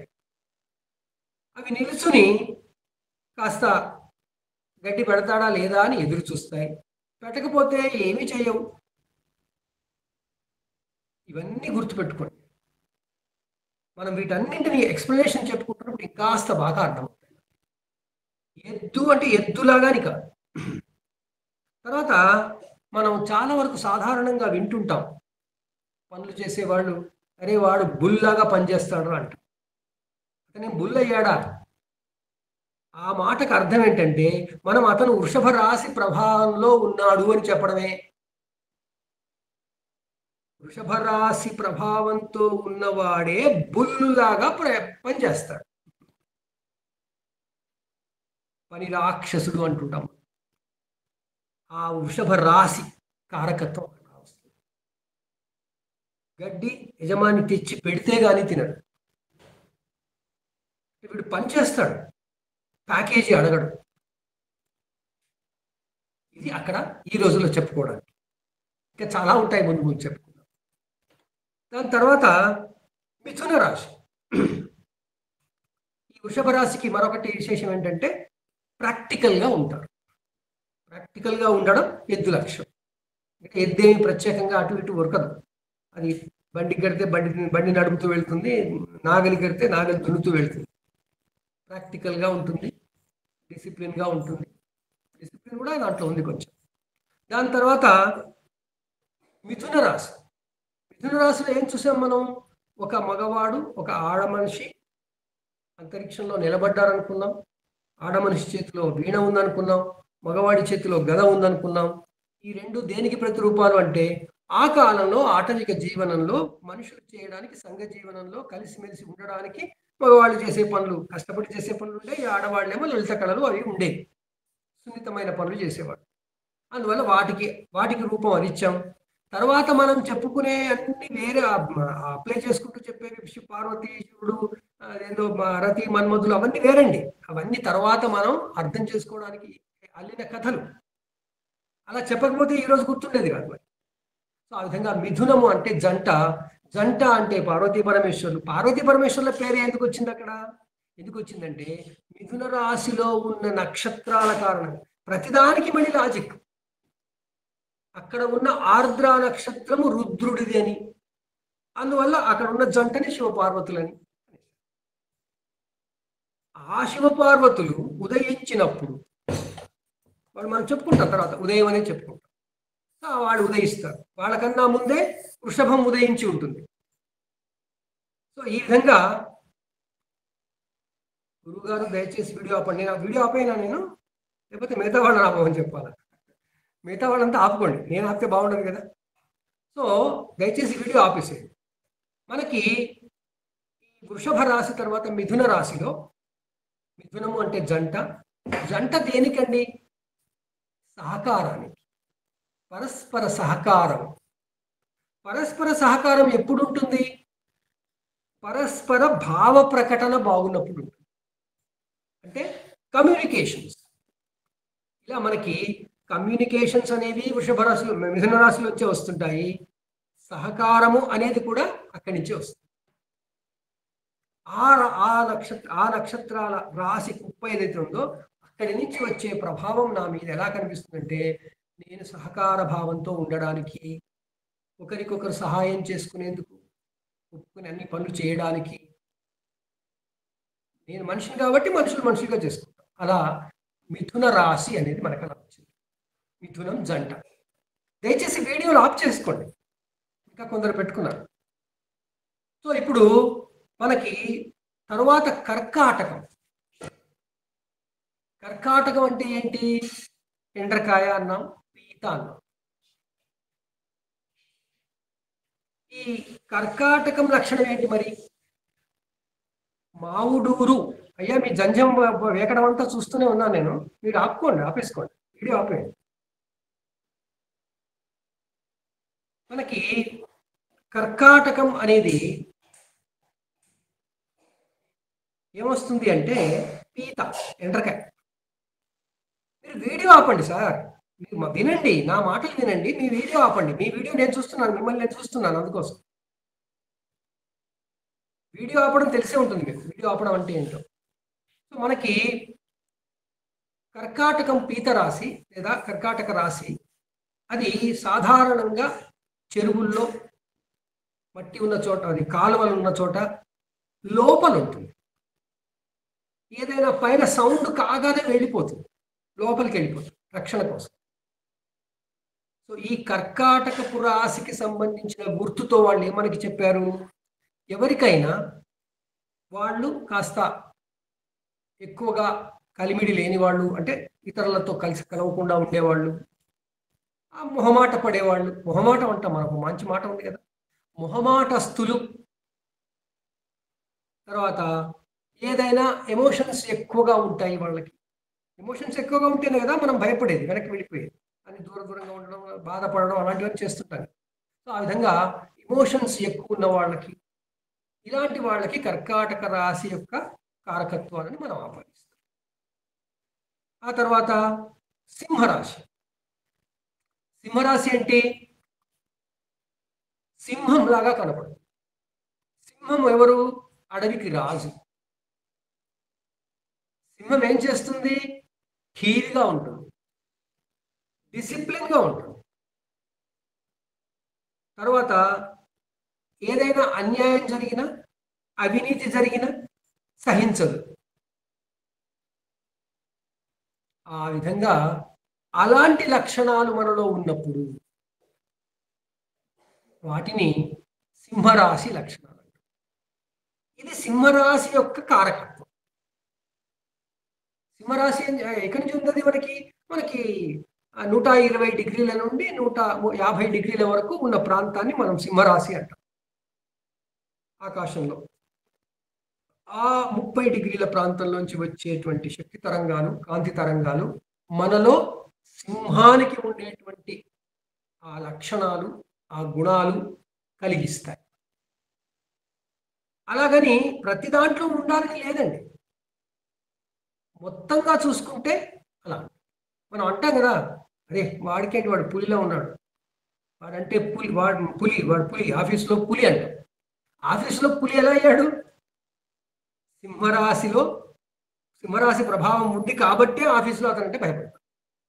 ఇక్కడ భయం ఎందుకు పడతారు? ఎప్పుడైనా రాజుకి ప్రజలు భయపడతారు. అది ఏ డెమోక్రసీ అవ్వండి, మోనార్కీ అవ్వండి, ఏదైనా అవ్వండి, ప్రభుత్వానికి ప్రజలు భయపడాల్సిందే. అది టేక్ ఇట్ ఫర్ గ్రాంటెడ్ ఎప్పుడు తీసుకోలేరు. అందువల్ల ప్రభుత్వం ఎక్కడ ఉంటే అది సింహం. అందుకే మనకి 3 సింహాల గుర్తులు కూడా ఉన్నాయి అనుకోకుండా, దానికి అదే ఉంది. సో ఈ విధంగా మనకి సింహరాశి అనేది వచ్చింది. సింహరాశి యొక్క కారకత్వం అంటే నేను మీకు ఈ గుర్తులను బట్టి, ఆకృతులను బట్టి ఉన్న కారకత్వాల యొక్క సూచనలు ఇస్తున్నాను. మళ్ళీ మళ్ళీ చెప్పుకుంటాం మనం, ఎందుకంటే అన్ని చోట్ల మళ్ళీ ఇలాంటివి వస్తుంటాయి కాబట్టి. మన ఋషులు ఎంత పకడ్బందీగా గుర్తులను పెట్టారంటే అసలు ఆ రాశి కారకత్వాలు చెప్పుకునేటప్పుడు ఇవి చెప్పుకోకుండా మనం ముందుకు వెళ్ళలేము. అలా సింహరాశి లక్షణాలుతో సింహరాశి ప్రభావం మన మీద ఉంటుంది. తర్వాత కన్యారాశి. కన్యారాశిలో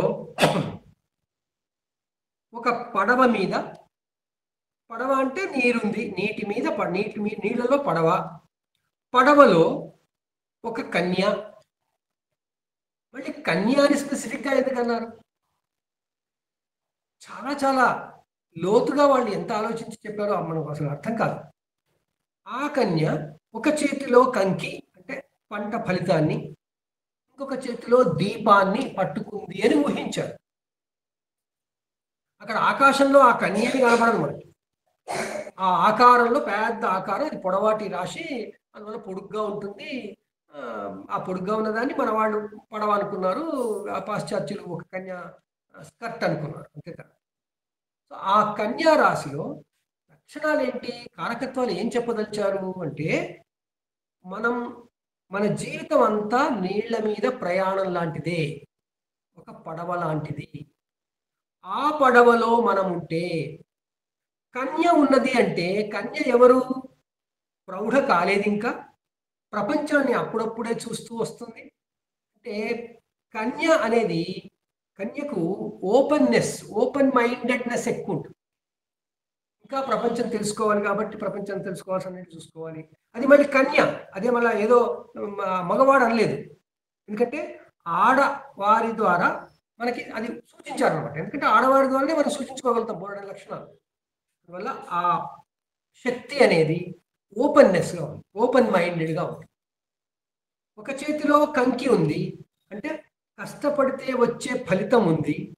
ఫలితాన్ని చేతిలో పట్టుకొని సమస్యలు లేదా జీవితము అనేటువంటి నది మీద హాయిగా సౌకర్యంగా పడవలో కూర్చుని దీపం చేత పట్టుకుని ఎటుపోతుంది? దరి వైపు వెళుతుంది. అంటే దాని తీరానికే కదా వెళ్ళేది. దీపం పట్టుకుని నదిలోకి వెళ్ళారు కదా, దీపం పట్టుకుని తీరానికి వెళ్తారు. అంటే తీరానికే వెళుతుంది. తీరానికే వెళుతుంది అర్థం ఏంటి? సమస్యలన్నీ దాటిపోతుంది. దీపం ఉంది అంటే మార్గదర్శనం చేస్తుంది. ఆ కన్యా రాశి యొక్క ప్రభావం మన మీద ఏంటంటే, మనకి ఓపెన్ మైండెడ్గా మనం ఉంటాము. ఎవరికైనా మనం దారి చూపించగలుగుతాం. చేతిలో దీపం ఉంది. కష్టపడిన ఫలితాన్ని మనం తీసుకోగలుగుతాం. చేతిలో కంకి ఉంది. పడవలో ఉంది, దాటగలుగుతాం. ఇలా ఒక పడవలో ఉన్న కన్య, ఒక చేత కంకి, మరొక చేత దీపంతో తీరం వైపు వెళుతున్నది అనేది దాని లక్ష్యం. ఇప్పుడు ఇది మనకు వచ్చే పత్రికల్లో వాటిల్లో వచ్చే గుర్తుల్లో ఇవన్నీ ఉండవు, కానీ వీటి వర్ణన మనకి క్లాసిక్ బుక్స్లో ఉంటుంది. ప్రతి ఆకృతి వర్ణన, ప్రతి రాశికి ఉన్న పేర్లు, ఇవన్నీ ఎన్నో ఉంటాయి మన పుస్తకాలు. అది సాహిత్య ధోరణిలో వాళ్ళు చెప్పారు అవన్నీ. ఆ సాహిత్యపు ధోరణితో విన్నవి మనం వాటిని అన్వయం చేసుకోవాలి, జీవితానికి అన్వయం చేసుకుని మనం చెప్పుకోవాలి కారకత్వాలు.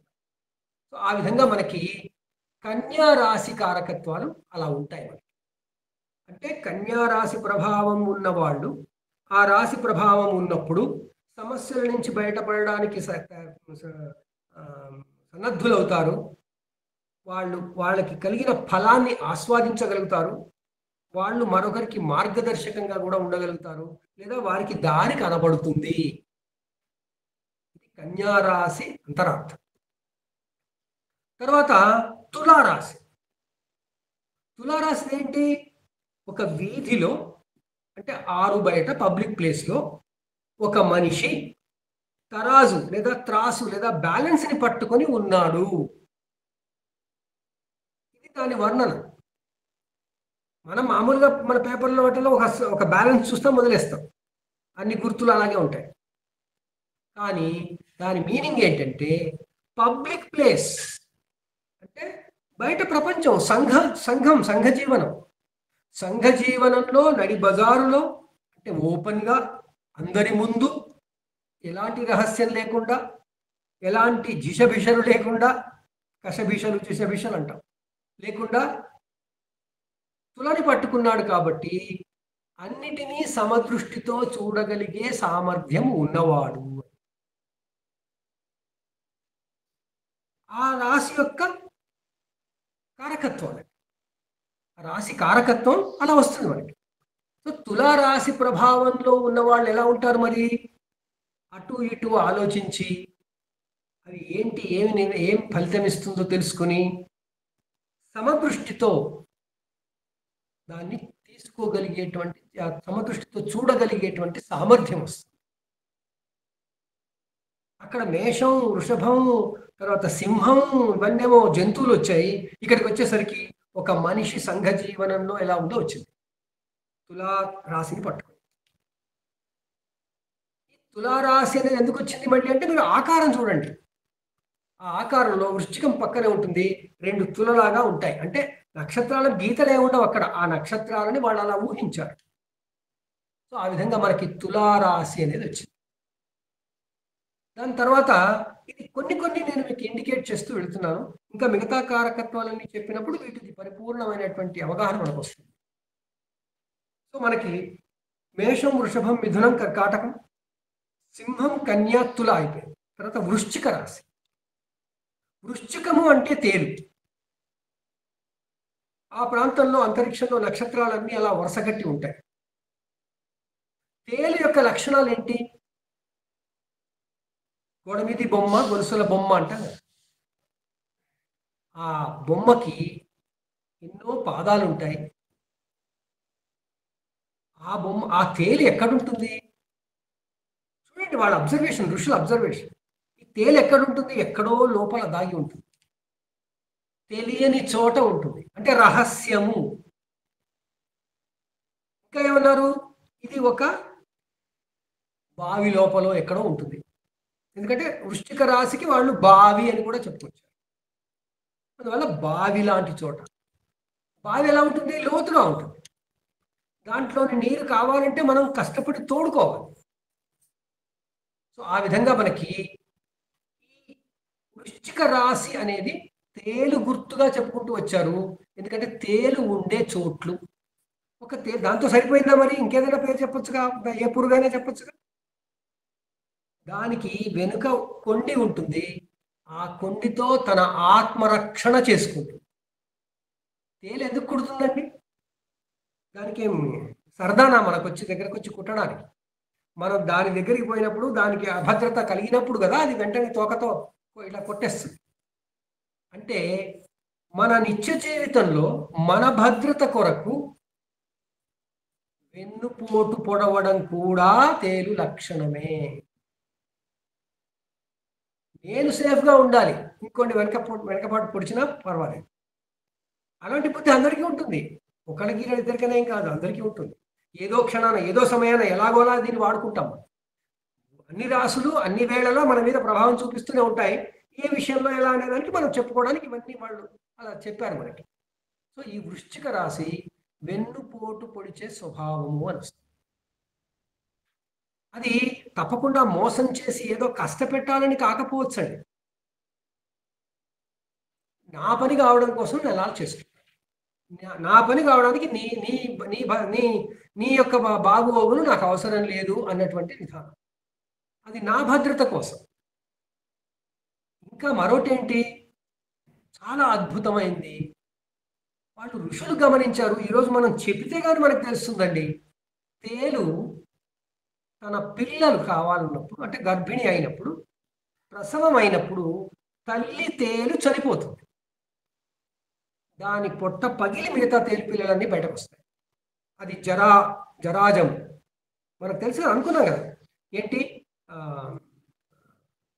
అది అండజము, ఉద్భుజము, అండజము, స్వేదజము, తర్వాత జరాజము. సో, అది జరాజం అంటే శరీరంలోంచి శరీరం వస్తుంది. ఆ తేలు అనేటువంటి తల్లి, పెద్ద తల్లికి కడుపులో ఉన్న పిల్లలన్నీ కూడా దాని ఈ పొట్ట పగిలి బయటకు వస్తాయి. అంటే తల్లి తేలు చనిపోతుంది. అంటే తన పిల్లలని కనడానికి ఒక తేలు తల్లి చనిపోతుంది. అది దానికి తెలుసు అనుకున్నారు మన వాళ్ళు. దానికేం తెలుసో తెలియదో మనకు తెలియదు. అది నేచురల్గా జరుగుతుంది, జరిగిపోయింది. కానీ మన ఋషులు దాంట్లో గుర్తించింది ఏంటి? త్యాగము. తనకు కష్టమైనా సరే త్యాగపడే లక్షణం. ఒకవైపు ఏమో వెన్నుపోటు పొడిచే లక్షణం చెప్పారు, ఇంకోవైపు ఏమో పూర్తిగా త్యాగం కూడా చెప్పారు. ఇది కాంట్రడిక్షన్ కదా. ఈ కాంట్రడిక్షన్ మనకు అనిపిస్తుంది. ఎందుకంటే మనం పరిమితమైన కోణంలో ఆలోచిస్తామని. ఋషులు వాళ్ళు స్థితప్రజ్ఞులు కాబట్టి అన్ని విధాలుగా ఆలోచించి త్యాగ గుణము ఉంటుంది, తన భద్రత కొరకు వెన్నుపోటు పొడిచే గుణం కూడా ఉండొచ్చు. తాను ఎక్కడో లోతులో ఉంటాడు. అంటే ఏంటి? మనలోని ఆలోచనలు మనం ఎవరికీ చెప్పము. ఇలా వేలు ఉండే చోటును బట్టి వృశ్చిక రాశి కారకత్వాలు మనం అర్థం చేసుకోవాలి. తర్వాత ధనురాశి. ధనురాశిలో ఏమున్నాయి? ఒక గుర్రం, 4 కాళ్ళు ఉన్నాయి. ఆ గుర్రం మీద రెండో భాగం మనిషి అనుకున్నారు. ఆ మనిషి ముందు ఒక విల్లులాగా ఉందని, ఆ ఇంటికి నారి సంధించి బాణం సంధించి ఉందని, ఇవన్నీ ఊహించారు మనవాడు. ఆ ధనురాశి ఆ నక్షత్ర ఆకారాలన్నీ కలుపుకుంటే అలా వస్తుంది. ఇంకో రకంగా కూడా రావచ్చు, కానీ మనం ఫిక్స్ అయిపోయాం. దాంట్లో ఏంటి అంటే అశ్వము అంటే శక్తికి ప్రతీక. మన వాళ్ళు సంస్కృతంలో అశ్వాన్ని శక్తికి పర్యాయపదంగా చెప్పారు.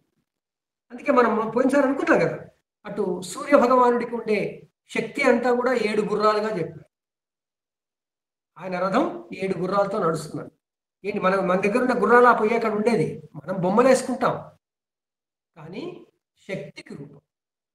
మన సంస్కృతంలో, మన వేద వాంగ్మయంలో గుర్రము అని చూపించినప్పుడు మనం గుర్రంలాగా ఊహించొద్దు, శక్తిగా ఊహించాలి. హయగ్రీవుడు అంటాం. ఆయన ఎవరు? గురు పరంపరలో దైవ గురువుల్లో ఆయన ఉంటాడు. మనకి గురు పరంపరలో మనుషుల గురువులు, మనుషుల పైన ఋషులు, ఋషుల పైన దేవుడు ఉన్నారు. అందరూ గురువులే. దాంట్లో ఆది గురువు సదాశివుడు. ఆ సదాశివుడు తర్వాత విష్ణుమూర్తి, అటు కృష్ణమూర్తి లేదా జగద్గురువు శ్రీకృష్ణుడు, ఇంకొక ఆయన దక్షిణామూర్తి, ఇంకొక ఆయన హయగ్రీవుడు. వీళ్ళందరినీ మనం గురువులు అంటాం. గురు పరంపరలో దైవ గురువులు, దైవ సెక్షన్లో, దేవతల సెక్షన్లో. హయగ్రీవుడు అంటే ఏంటి? హయము అంటే గుర్రము, గ్రీవుడు అంటే కంఠము. గుర్రము కంఠములా ఉన్నవాడు అని అర్థం. ఆయన మనం అన్ని బొమ్మల్లో వేసుకుంటాం, గుర్ర బొమ్మ వేస్తాం, గుర్ర మొహం వేస్తాం అని వేస్తాం. కానీ హయగ్రీవుడు అంటే అతి శక్తివంతమైన గొంతు కలవాడు.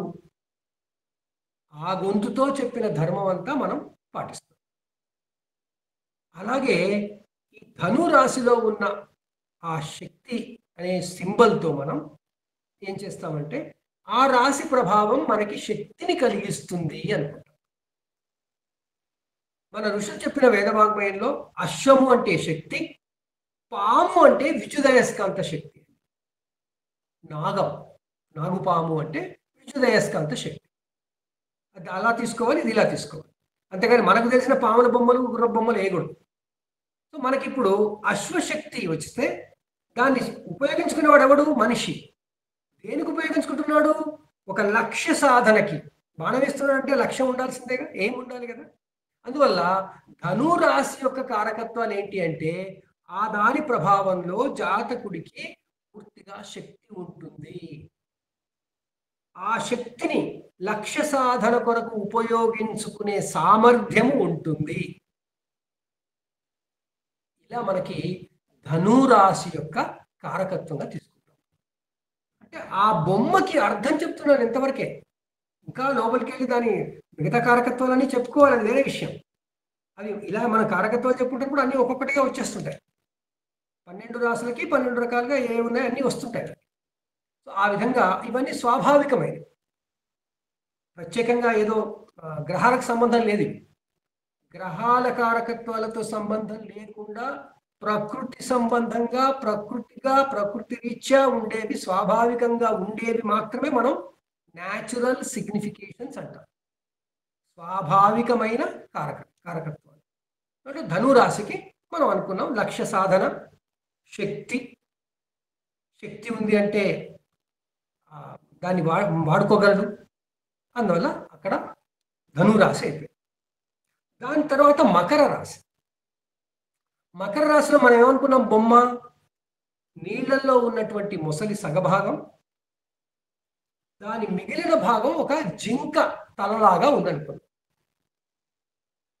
ఇక్కడ నీళ్లలో ఉన్న మొసలి మనకు దేనికి సూచన?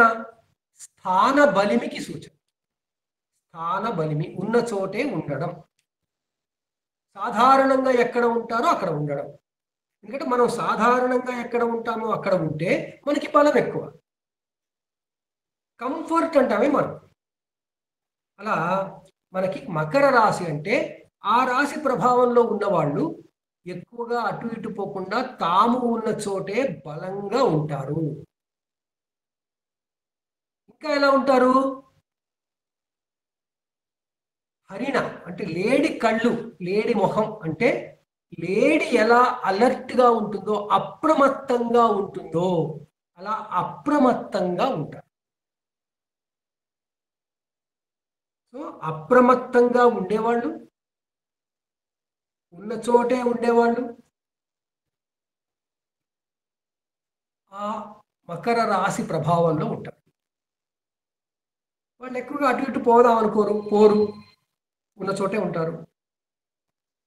ఇదంతా మన ఋషులు ఆ జంతువులని ఆయా ఆ ప్రాణులని గమనించి వాటి లక్షణాలని ఆపాదించి ఈ రూపాలు ఇచ్చి మళ్ళీ మనకి కారకత్వాలు చెప్పారు. ఈ విషయం ఎప్పుడు మర్చిపోకూడదండి. అందువల్ల మకరం మొసలి అన్నప్పుడు మనకి మకరం అంటే మకర రాశిలో అటు సగం మకరం మొసలిలాగా ఉంటుంది, సగం జింకలాగా ఉంటుంది. జింక కళ్ళు తేజ వస్తుంటాయి, బ్యూటిఫుల్గా ఉంటుంది, అప్రమత్తంగా ఉంటాయి. ఆ అప్రమత్తత, స్థాన బలిమి, స్థాన స్థిరత అనాలి.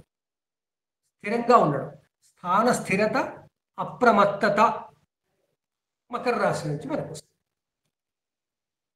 ఇక కుంభరాశికి వచ్చేసరికి కుంభము అంటే కడవ. కడవను కుండను తీసుకుపోయి ఆకాశంలో ఎందుకు పెట్టి ఆలోచించారు వాళ్ళు? అక్కడ ఒక మనిషి ఆ కడవలో నీరుని ఇస్తాడేమో అన్నట్టుగా ఉన్నాడు అని ఊహించుకున్నారు. అదే మనం భారతీయ జ్యోతిషంలో నిండు కుండని పట్టుకుని ఒక నడుము మీద కుండ పెట్టుకుని వెళ్తున్న స్త్రీ అని మన వాళ్ళు అన్నారు. ఏదేమైనా అక్కడ ఇంపార్టెంట్ కుండ, కడవ. కడవలో ఏముంటుంది? నీరు ఉంటుంది. నీరు లేకపోతే నీరు నింపుకుంటాం. ఎందుకని? కడవ మనకి ఉపయోగపడే సాధనం, మన నిత్య జీవితంలో ఉపయోగపడుతుంది. అది అన్ని కలిగి ఉంటుంది. అది ఉంటే మన దగ్గర అన్ని ఉన్నట్టు అనిపిస్తుంది. దాంట్లో నీరు నిండి ఉంటే ఏంటి? మనం అంత హాయిగా స్థిరంగా అంత జ్ఞానంతో ఉన్నాము అనుకోవచ్చు కదా. అంటారు కదా, నిండు కుండ తొణకదు అంటారు. ఆ నిండు కుండ తొణకదు అనేది ఎక్కడి నుంచి వచ్చింది? కుంభరాశి నుంచే వచ్చింది. అన్నీ కలగలిపి ఉన్నవే. ఆ కుంభరాశి తత్వం ఏంటంటే నాలెడ్జ్ బాగా ఉంటుంది, అన్ని రకాలుగా రిసోర్సెస్ అన్నీ ఉంటాయి, తొణకరు బెనకరు. తర్వాత వాళ్లకు ఉన్నది ఇంకొకరికి ఉపయోగపడుతుంది. కుండలో నీళ్లు అందరం తాగుతాం కదా. అది కుండ నాదే, నా దగ్గరేది నాకు ఉండేనా అన్నాం ఎవరు. అదంతా ఇప్పుడు అంటున్నాం మనం కలియుగంలో. ఋషులు అనుకున్నప్పుడు ఇవన్నీ లేవు. ఇవన్నీ సమాజం కోసం చేశారు కాబట్టి, సంఘ జీవనానికి తీసుకొచ్చారు కాబట్టి, సంఘ జీవనం ఆరోగ్యవంతము, సౌకర్యవంతము, ఆనందదాయకము కావాలని శాస్త్రాన్ని పుట్టించారు కాబట్టి ఈ గుర్తులో సంఘ జీవనానికి ఇలా సహాయపడేవాళ్ళు, అన్నీ కలిగి ఉండి సంఘానికి సహాయపడేవాళ్ళు, వాళ్ళని కుంభరాశి ప్రభావంలో ఉన్నారు అని చెప్పుకొచ్చారు. ఇది ఒక్కటే కాదండి, ఈ కుంభరాశి అనే పేరు పెట్టి ఆ గుర్తు పెట్టినంత మాత్రాన ఇదే దాని అని కాదు. దాని తర్వాత దాని వెనకాల ఇన్పుట్స్ ఎన్నో ఉన్నాయి, ఎన్నో అంశాలు దానికి పోతే కానీ దాని అనుభవం వచ్చింది. వాళ్ళు ఈ గుర్తులు ఒక్కనాడు పెట్టి ఉండరండి. వేల సంవత్సరాల అనుభవంతో పరిశీలన చేసి అనుభవంతో వచ్చి అనుభవం తర్వాత పెట్టుంటారు. మనం ఈరోజు గంట సేపట్లో 2 గంటలు చెప్పుకుంటున్నాం అని, అది వేరే విషయం. సో కుంభరాశి అదైతే, మీనరాశి అనేసరికి చేపలు వచ్చాయి. ఆ కాలంలో చేపలు ఇప్పట్లాగా సరస్సుల్లో ఉండేవి కావు, ఏదో చిన్న ఉండేది. కానీ వాళ్ళకంత లెక్కగా చేపల్ని గమనించాలి అంటే పెద్ద సముద్రంలో చూడాల్సిందే. అందువల్ల సముద్రంలో చేపలు ఉన్నాయి అనుకున్నారు. మరి సముద్రంలో చేపలు ఏం చేస్తాయి? తిరుగుతూ ఉంటాయి. వాటి పరిధి ఎంత? సముద్రం అంత లోతు, సముద్రం అంత. అందువల్ల మీనరాశి ప్రభావంలో ఉన్నవాళ్ళు విశాలమైన దృక్పథంతో ఉంటారు. తర్వాత వాళ్ళు విచ్చలవిడిగా అన్ని చోట్ల తిరుగుతూ ఒకళ్ళకొకళ్ళు సహకరించుకుంటూ ఉంటారు. చేపలన్నీ సహకారంగానే ఉంటాయి కదండి సముద్రంలో.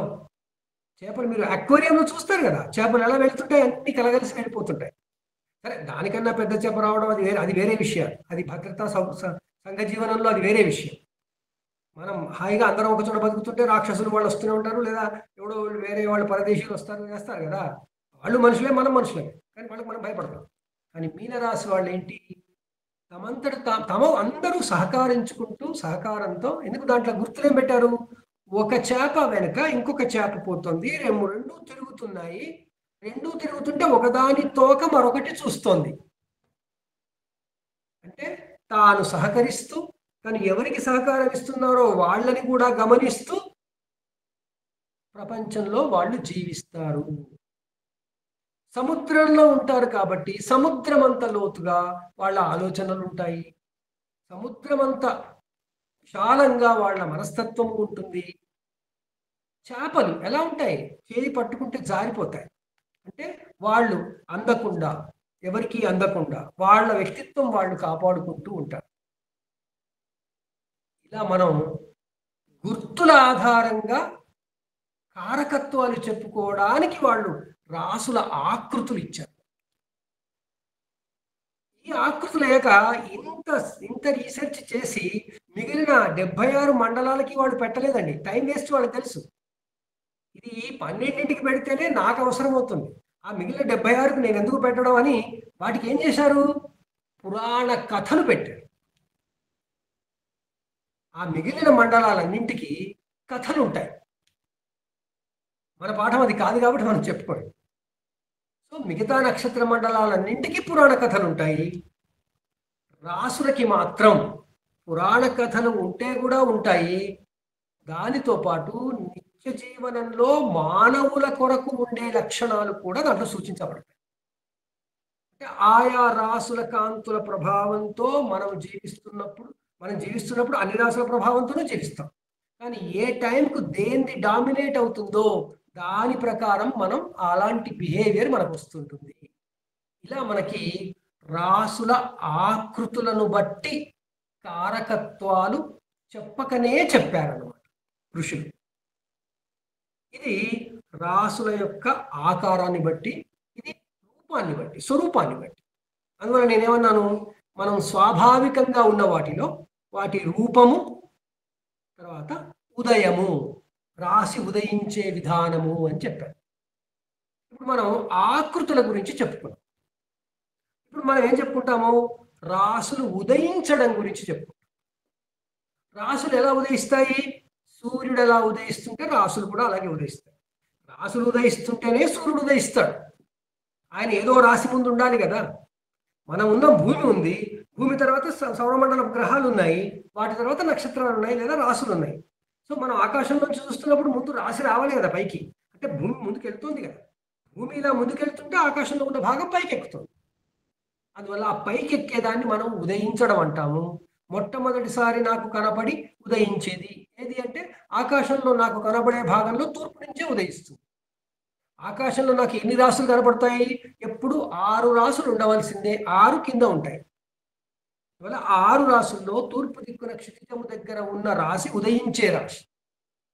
దానికన్నా పైన ఆల్రెడీ ఉదయించిన రాశి ఉంటుంది, దానికన్నా అంతకన్నా ముందు ఉదయించిన రాశి ఉంటుంది, అది నా తల మీదే ఉంటుంది. ఎందుకంటే అప్పటికి 90 డిగ్రీలకు వస్తాం. అందువల్ల నా తల మీద ఉండేది ఇంతకు ముందు ఆల్రెడీ ఎప్పుడో ఉదయించింది, ఇప్పుడు ఉదయిస్తున్నది ఇప్పుడే వస్తుంది పైకి. సో ఆ ఉదయించే రాశి ఏదైతే ఉందో, ఉదయించే స్థానం ఏదైతే ఉందో దాన్ని మన వాళ్ళు లగ్నము అన్నారు. లగ్నము అంటే సంస్కృతంలో ఆరంభం అని అర్థం. మీకు అగ్రికల్చర్, మన వ్యవసాయం పనులు బాగా తెలిసిన వాళ్ళకి తెలుసండి. ఊళ్ళల్లో కళ్ళెం అంటారు, అంటే ఈ నూర్పిడి, ధాన్యపు నూర్పిడి అయినప్పుడు చేసే ఆ ప్లేస్ని కళ్ళెం అంటారు. ఆ కళ్ళల్లో ఈ వడ్ల గింజలు కొలిచేటప్పుడు కొలిచే వాళ్ళు ఎప్పుడు కూడా మొట్టమొదటిసారి దాన్ని లగ్నం అని కొలుస్తారు, లేదా లాభం అంటారు. లగ్నము లేదా లాభం అంటారు, అలా అని కొలుస్తారు. సో లగ్నం అంటే ఆరంభం. ఆ ఆరంభం అంటే సూర్యోదయం అయ్యే చోట ఏదైతే రాశి ఉదయిస్తుందో అది ఉదయపు రాశి, ఉదయించే రాశి. ఉదయించే రాశులు ఎన్ని? 12. మరి భూమి చుట్టూ 12 రాశులు ఉదయిస్తూనే ఉంటాయి. ఎందుకంటే భూమి తిరుగుతూనే ఉంది కాబట్టి. కానీ 12 రాసులు ఉదయించడం భూమి మీద ఏ అక్షాంశంలో ఉన్నా జరుగుతుందా? ఇక్కడ కొంచెం భూగోళ శాస్త్రం మనకు తెలియాలి. భౌగోళిక విధానం తెలియాలి. భూమి యొక్క గోళం మొత్తం బంతిలాగా ఉంది. మనం ఎక్కడున్నాము? భూమధ్య రేఖకి కొంచెం దగ్గరగా ఉన్నాం. అంటే బంతి మీద ఒక సగభాగాన్ని మనం ఇటు కొంత వదిలేస్తే ఉండే భాగాన్ని మనం భచక్ర భాగం అంటాం. భచక్రం బయట ఉంది. భూమి మీద మాత్రం మార్కింగ్ ఏంటంటే కర్కాటక రేఖ, మకర రేఖ. సో మకర కర్కాటక రేఖల నడుమ ఉన్న భూభాగం అంతా కూడా డైరెక్ట్ గా భచక్రపు కాంతుల మీద ఉంది. డైరెక్ట్ గా పడుతున్నాయి. ఆ పరిధిలో ఉంది. అందువల్ల భచక్ర పరిధిలో ఉన్న వాళ్ళందరికీ, ఆ భూభాగంలో ఉన్న వాళ్ళందరికీ ప్రతిరోజు 12 రాసులు ఉదయిస్తున్నట్టే కనబడతాయి. 12 రాసులు 24 గంటల్లో ఉదయించాలి కదా. సో ఉదయించినప్పుడు ఏమవుతుంది? అది ఉదయిస్తుంది, దాని వెనకాల మళ్ళొకటి వస్తుంది. 24 గంటల్లో 12 అయిపోవాలి కాబట్టి సాధారణంగా ప్రతిదీ 2 గంటలకు ఒకసారి ఉదయిస్తుంది. ఇది సాధారణంగా మనం అనుకుంటాం. ఎవరికి? ఇటు కర్కాటక రేఖకి, ఇటు మకర రేఖకి మధ్యన ఉన్న వాళ్ళందరూ, భూమధ్య రేఖ నుంచి ఇటు కర్కాటక రేఖ, ఇటు మకర రేఖ ఉన్న వాళ్ళందరూ ఆ 12 రాసుల యొక్క ఉదయాన్ని చూడగలుగుతారు. ఈ 12 రాసులు పర్ఫెక్ట్ సర్కిల్లో లేవు, సంపూర్ణ వృత్తాకారంలో లేదు. కాస్త ఎలాంగ్ అయ్యింది, కొంచెం ఎక్కువ కోడిగుడ్డాకారం. అందువల్ల ఆ 12 ఉదయించడానికి 24 గంటలు పట్టినా దాంట్లో కొన్ని తొందరగా ఉదయిస్తాయి, కొన్ని కొంచెం లేట్గా ఉదయిస్తాయి. అంటే ఒకదానికి 2 గంటల కన్నా తక్కువ పడుతుంది, ఇంకో దానికి 2 గంటల కన్నా ఎక్కువ పడుతుంది. ఎందుకు? వీళ్ళు ఆకాశంలో డిసైడ్ చేశారు కదా, ఈ భాగం ఇదని. సూర్యుడు ఒక నెలపాటు ఉండే భాగం చూశారు. అందువల్ల సూర్యుడు ఆ నెలపాటు ఉన్న భాగాన్ని గుర్తించారు. సూర్యుడు నెలపాటు ఒక దాంట్లో, ఒకటేమో పొడుగు దాంట్లో ఉంటున్నాడు, ఒక దాంట్లో పొట్టి దాంట్లో ఉంటున్నాడు. వాళ్ళు కూడా అదే ఫాలో అయ్యారు. ఆయన పొడుగు పొట్టి ఎలా ఉంటున్నాడు అంటే, భూమి కక్ష ఏదైతే ఉందో ఆ కక్షలో దీర్ఘవృత్తాకారంలో వెళుతుంది కాబట్టి దీర్ఘవృత్తాకారంలో వెళుతున్నప్పుడు దూరంగా పోయినప్పుడు కొంచెం పొడుగవుతుంది, దగ్గరికి వచ్చినప్పుడు కాస్త పొట్టి అవుతుంది. అలా మనకి ఏవి పొట్టి రాసులు, ఏవి పొడుగు రాసులు అనేవి గుర్తించారు. అవి ఫిక్సే కదా. అందువల్ల మనకున్న 12 రాసుల్లో, 12 రాసుల్లో ఏవి తక్కువ కాలంలో ఉదయిస్తాయి, ఏవి ఎక్కువ కాలంలో ఉదయిస్తాయి, అది ఇండివిజువల్గానండి. అన్నీ కలిపి మళ్ళీ 24 గంటలు ఉదయిస్తాయి. అది మర్చిపోకూడదు. సో ఆ క్రమంలో మీకు ఇప్పుడు సింపుల్గా చెప్తాను. డబ్బాలు మనకి 12 తెలుసు. పైన 4, కింద 4, ఈ పక్కన ఈ 4 మధ్యలో 2, ఈ పక్కనే మధ్యలో 2. ఇలా మొత్తం మనకి 4, 2, 2, 4, మళ్ళీ కింద 4, 12 డబ్బాలు ఉంటాయి మనకి. మనం దక్షిణ భారతీయ దేశీయ విధానంలో చూసే చార్ట్ గురించి నేను చెప్తున్నాను. దాంట్లో ఈ 12లో మీనము, మేషము పైన ఈ మూలకు ఉంటాయి, ఒక మూల పైన. మిథునము, కర్కాటకము ఇంకొక మూలకు ఉంటాయి. కన్యా, తుల ఇంకొక మూలకు ఉంటాయి. ధనుస్సు, వృశ్చికం ఒకవైపు, మకరం ఒకవైపు ఒక మూలకు ఉంటాయి. ఇవి మీరు గమనించండి, ఏ నోట్స్ అక్కర్లేదు, ఊరికే గుర్తుపెట్టుకుంటే చాలు. దీంట్లో 2 రాసుల్ని మీరు తీసుకోండి, 2 వైపుల నుండి తీసుకుందాం. మొదటి వైపు మీనము, మేషము ఉన్న వైపు వెళ్దాం. ఆ మూల మీద ఏ రాసులు ఉన్నాయి? మేషము, మీనము ఉన్నాయి. మీనము, మేషము ఈ 2 రాసులు ఉదయించడంలో తక్కువ కాలం తీసుకుంటాయి. అవి వైశాల్యం ఎంతుందో, మనకి పొడుగు ఎంతుందో అవసరం లేదు. మనకి 30 డిగ్రీలు తెలుసుకున్నాం. అవి ఎంత పొడుగున్నా 30 డిగ్రీలు. ఆ మొత్తం 30 డిగ్రీల పొడవు అక్కడ ఆకాశంలో ఉదయించడానికి 2 గంటల కన్నా తక్కువ సమయం తీసుకుంటాయి. మీనము, మేషము 2. ఈ తక్కువ సమయం తీసుకుంటే ఈ సమయం తర్వాత ఇంకో 2 రాసులు ఏవో ఎక్స్ట్రా తీసుకుంటాయి కదా. ఆ విధంగా మీనమేషములు అతి తక్కువ పొడవు ఉన్న రాసులు. అంటే అవి ఉదయించడానికి ఎక్కువ టైం పట్టదు. అంటే 2 గంటలు పట్టదు, 2 గంటల కన్నా తక్కువ పడుతుంది. ఈ ఎక్కువ తక్కువ ఎంత అంటే ఫిక్స్ కాదు. భూమధ్య రేఖ దగ్గర అయితే ఒక కొంత సమయం, భూమధ్య రేఖకి మళ్ళీ ఉత్తరాన కానీ దక్షిణాన కానీ ఒక 10 డిగ్రీలు పోతే అక్షాంశము మారిపోతే అక్కడ దాని పొడవు మళ్ళీ మారిపోతుంది, సమయం మారుతుంది, కానీ తొందరగానే ఉదయిస్తుంది. సో భూమధ్య రేఖ మీద ప్రతి 2 గంటలకి రావలసినటువంటి రాసులు వాటి పొడవును బట్టి కొన్ని తక్కువగా కొన్ని ఎక్కువగా సమయం తీసుకుంటాయి. ఆ తక్కువగా తీసుకునేవి మనకు తెలిసిన 12 డబ్బాలలో మన ఎడమ చేతి వైపు పైన ఉన్న రెండింటిని పెట్టుకోండి, మీనము మేషం. వాటికి సరిగ్గా ఎదురుగుండా ఉండేవి మనకి కన్య తుల. ఈ కన్య తులలు ఈ రెండింటి తక్కువకు ఇవి ఎక్కువ అండి. ఇవి మ్యాక్సిమం టైం తీసుకుంటాయి, అంటే 2 గంటలకు మించి తీసుకుంటాయి. అక్కడ 2 ఇక్కడ 2, ఈ 2 4 అయితే ఆ రెండింటిని హ్రస్వ రాశి అంటాం. హ్రస్వము అంటే తక్కువ. ఈ రెండింటిని దీర్ఘరాశులు అంటాం. సో దీర్ఘరాశులు మనకి కన్యతులలు, హ్రస్వరాశులు మీనమేషాలు. మరి మీనమేషాల పక్కన, మీనం పక్కన కుంభం ఉంది, మేషం పక్కన వృషభం ఉంది. ఈ వృషభ కుంభాలు కూడా మీనమేషాల కన్నా కొంచెం ఎక్కువ తీసుకుంటాయి, కానీ అవి కూడా 2 గంటల లోపే తీసుకుంటాయి. ఆ విధంగా వాటిని కూడా హ్రస్వరాశులే అన్నారు. అక్కడ అన్నట్టుగా ఇక్కడ కన్య పక్కన సింహం, తుల పక్కన వృశ్చికం, ఈ రెండింటిని కూడా దీర్ఘరాశులుగా తీసుకుంటాం. చూడండి, 12 రాశుల్లో మొదలు అక్కడ 2 ఇక్కడ 2, తర్వాత అక్కడ 2 మరొక 2 ఇక్కడ మరొక 2, 8 రాశులు కవర్ అయిపోయినాయి. ఇంకా మిగిలినవేవి?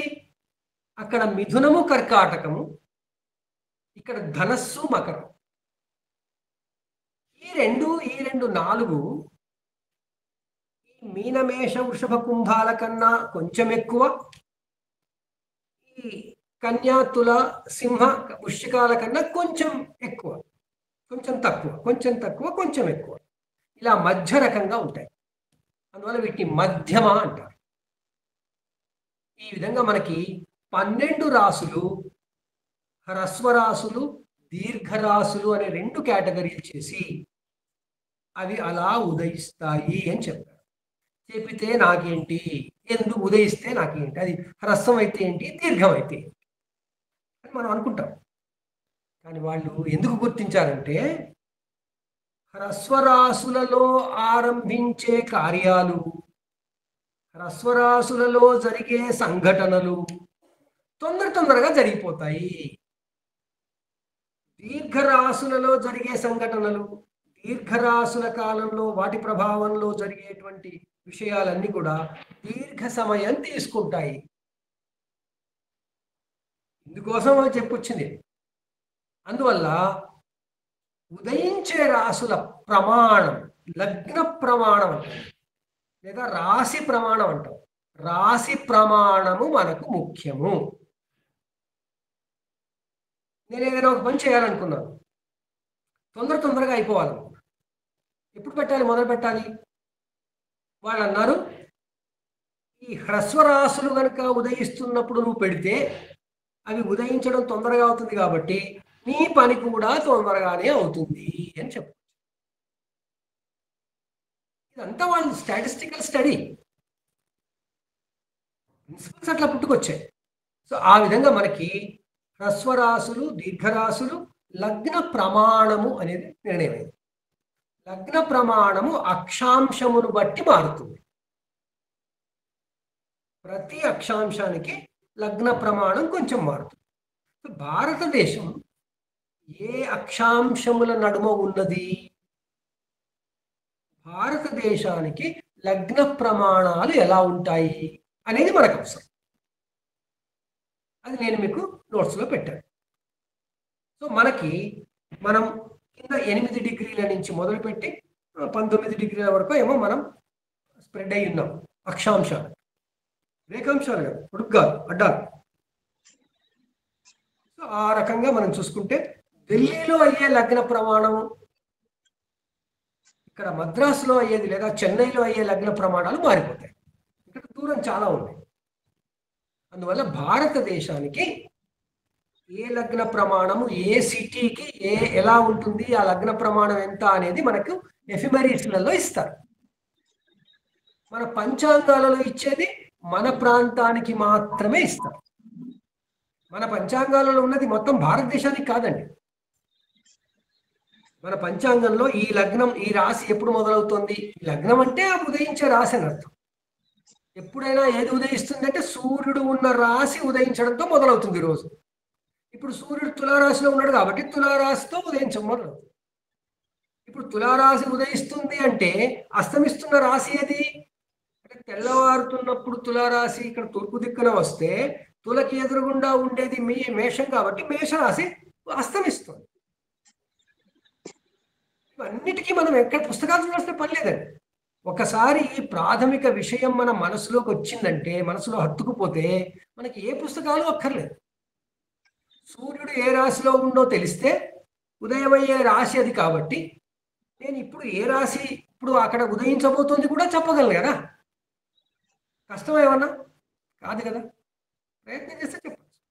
యావరేజ్గా ప్రతి రాశి 2 గంటలకు వస్తుంది అనుకుంటే ఇవాళ పొద్దున 6 గంటలకి తులారాశి ఉదయించిందంటే ఆ డిగ్రీలన్నీ పక్కన పెట్టుకోండి.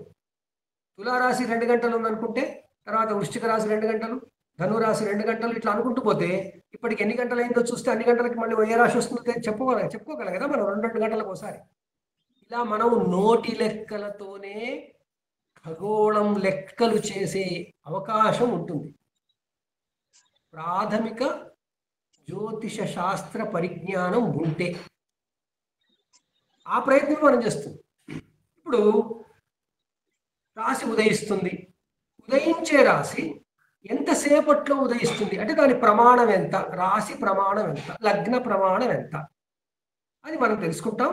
అది మన పంచాంగాలలో ఇస్తారు, లగ్నాంత కాలములో ఇస్తారు, లేదా మనం చూసుకోవచ్చు, ఎప్పుడైనా మనకు తెలుస్తుంది. సాధారణంగా మీనమేషములు, వృషభ కుంభములు తక్కువ కాలం, కన్యతులలు, సింహ వృశ్చికాలు కాస్త ఎక్కువ కాలం, మిథున కర్కాటకాలు, ధనుర్మకరాలు ఇంకొంచెం తక్కువ కాలం, అన్నీ కలగలిపి 24 గంటల్లో ఉదయిస్తాయి. ఇది గుర్తుపెట్టుకోండి. ఈ ఉదయించడం అనేది మళ్ళీ ఆకాశంలో చూస్తున్నప్పుడు తూర్పు క్షితిజం దగ్గర ఆ రాశి భాగం అంతా అలా పైకి వచ్చేస్తుందా అని చూశారు. రావట్లేదు. ఆ భాగంలో ఇదంతా ఎక్లిప్టిక్ గా ఉంది కాబట్టి వెనుక భాగం మొదలు పైకి రావచ్చు, లేదా ముందు భాగం మొదలు పైకి రావచ్చు. దాన్ని బట్టి వాళ్ళు మనకి వెనుక భాగం కనుక పైకి వస్తే మొదలు అంటే క్షితిజము మీద ఉదయిస్తున్నప్పుడు ఆ రాశి ఉన్నటువంటి అన్ని నక్షత్రాలలో వెనుక ఉండే నక్షత్రం పైకి వస్తే దాన్ని పృష్ఠోదయము అంటారు. పృష్ఠోదయ రాశి. మనకి కొన్ని రాశులేమో పృష్ఠోదయంగా ఉదయిస్తాయి, కొన్నేమో శీర్షోదయంగా ఉదయిస్తాయి. శీర్షము అంటే తల, అంటే ఆ రాశి ఒక స్కేల్లో అనుకుంటే దాని వెనుక భాగం పైకి వస్తే పృష్ఠోదయం, ముందు భాగం ముందే ఉదయిస్తే అంటే ఉదయించడంలో అది ముందు కనపడితే అది శీర్షోదయం అన్నారు. మనకి మేషరాశి, వృషభ రాశి పృష్ఠోదయ రాశి. నేను నోట్స్లో ఇచ్చాను. తర్వాత మనకి కన్య, తులా వృశ్చికం శీర్షోదయం, మళ్ళీ కుంభం పృష్ఠోదయం. సో అలా మనకి పృష్ఠోదయ రాశులు, శీర్షోదయ రాశులు అని ఇవ్వబడ్డాయి. మీనరాశి మాత్రం ఉభయోదయ రాశి, అంటే 2 వైపులా ఒకేసారి పైకి వస్తుంది.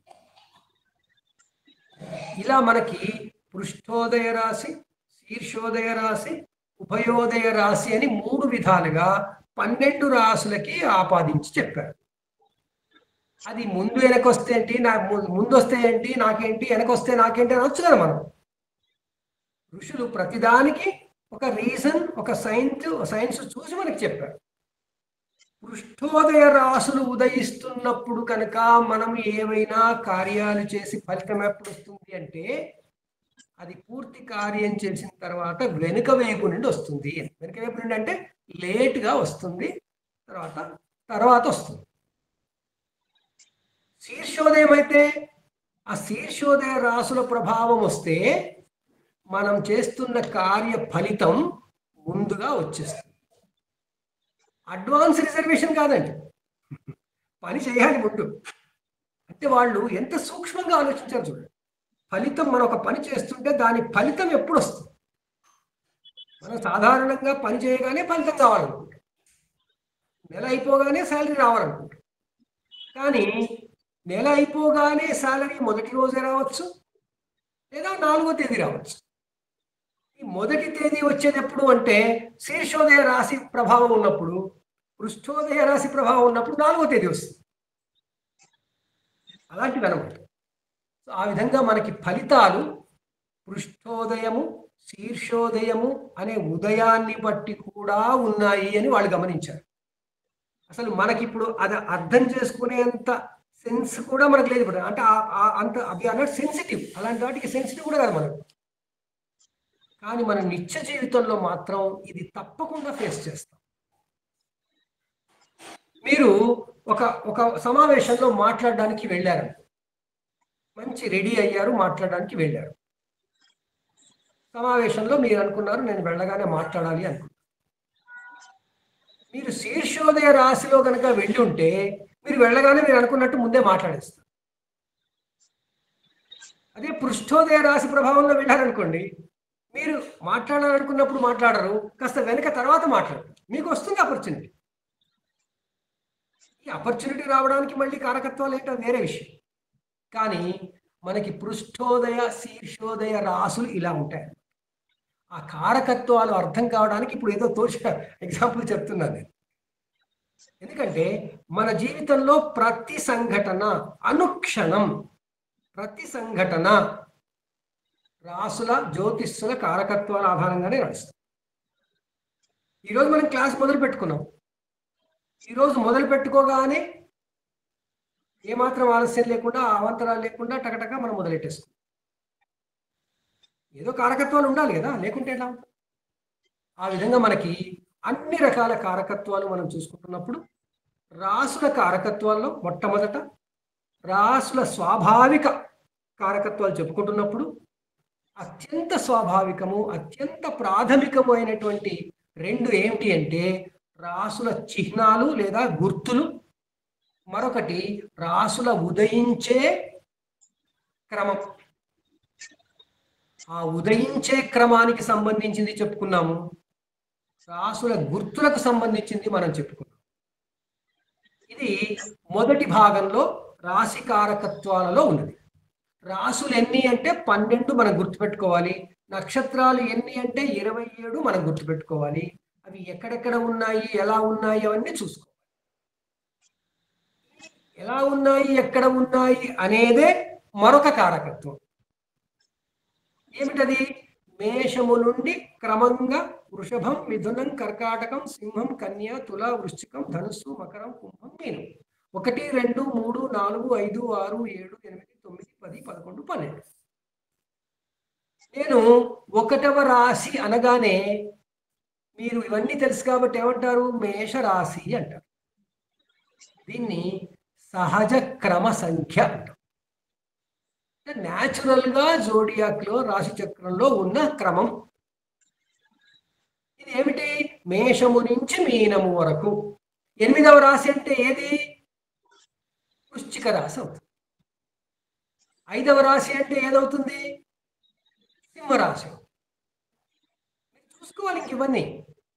అందువల్ల వీటిని సహజ రాశి నంబర్ క్రమం, సంఖ్యాక్రమం.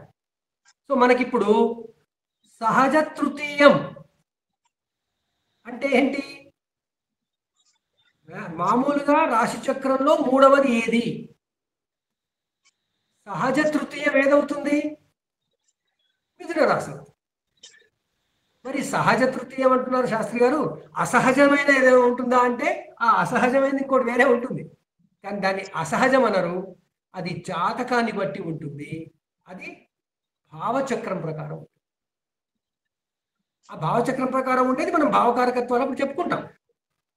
కానీ రాశి చక్రంలో సహజంగా ఉండే సంఖ్యలు 1వది మేషం, 2 వృషభం, 3 మిథునం, 4 కర్కాటకం, 5 సింహం, 6 కన్య, 7 తుల, 8 వృశ్చికం, 9 ధనుస్సు, 10 మకరం, 11 కుంభం, 12 మీనం. ఇప్పుడు మీకు టెర్మినాలజీలో సహజ అష్టమం అంటే వృశ్చిక రాశి, సహజ సప్తమం అంటే తులారాశి, సహజ లాభం, లాభం అంటే 11వ రాశి లాభం అనే పేరుంది కాబట్టి సహజ 11, సహజ 11 ఏకాదశం ఏది అంటే కుంభం, సహజ దశమం మకరం, సహజ వ్యయం అంటే వ్యయరాశి అంటాం కాబట్టి 12వ రాశి దాని పేరు మీనం. ఇలా మనకి రాశి క్రమ సంఖ్యలు ఒక కారకత్వము అయ్యాయి. ఇది ఎంతెంత నిడివిలో ఉన్నాయి 360 డిగ్రీల్లో అంటే 0 నుంచి మొదలుపెట్టి 30 డిగ్రీల వరకు ఉన్న భాగం పేరు 1వ నెంబరు మేషరాశి, 30 నుంచి 60 వరకు ఉండేదాన్ని 2వ నెంబరు వృషభ రాశి, 60 నుంచి 90 వరకు ఉండేది 3వది దాని పేరు మిథున రాశి, 90 నుంచి 120 వరకు ఉండేది కర్కాటక రాశి దాని నెంబరు 4. సో 1, 2, 3, 4, 0 నుంచి 30, 30 నుంచి 60, 60 నుంచి 90, 90 నుంచి 120. ఇది మొదటి నవకం అయింది. మనం నవకం చెప్పుకున్నాం కదా. ఆ మొదటి నవకం అయిన తర్వాత 2వ నవకం మళ్ళీ 120 నుంచి మొదలవుతుంది. ఈ 120 దగ్గర ఏముంది? గండాంతం ఉంది, ఒక బ్రేక్ ఉంది. ఆ బ్రేక్ నుంచి మళ్ళీ 150 వరకు 5వది దాని పేరు సింహము, 150 నుంచి 180 వరకు ఉండేది కన్య 6, మళ్ళీ 180 నుంచి 210 వరకు 7 దాని పేరు తుల, 210 నుంచి 240 వరకు ఉండేది 8 దాని పేరు వృశ్చికము, 240 నుంచి 270 వరకు ఉండేది ధనుస్సు దాని నెంబర్ 9, తర్వాత 270 నుంచి 300 వరకు ఉండేది మకరం దాని నెంబరు 10, 300 నుంచి 330 వరకు ఉండేది 11 దాని పేరు కుంభం, 330 నుంచి 360 వరకు ఉండేది మీనం దాని నెంబర్ 12. సో ఈ రాశి చక్రములో రాసుల వ్యాప్తి అన్నది ఇది మనకు తెలిసి ఉండాలి. అంటే సంక్లిష్టమైన గణితపు లెక్కల సమాచారాన్ని వాళ్ళు సరళం చేసేసి మనకి వృశ్చికం అంటే 210 నుంచి 240 డిగ్రీలలో ఉన్నది అని చెప్పడానికి చెప్పారండి. రాసుల పేర్లు అనగానే మనకి గుర్తుండడమే కష్టమని బొమ్మలు చెప్పారు. ఆ బొమ్మల్లో ఈ రాసులు ఎందుకు చెప్పారు అంటే నీకు ఆ వృత్తంలోని డిగ్రీలు గుర్తుండిపోవడం.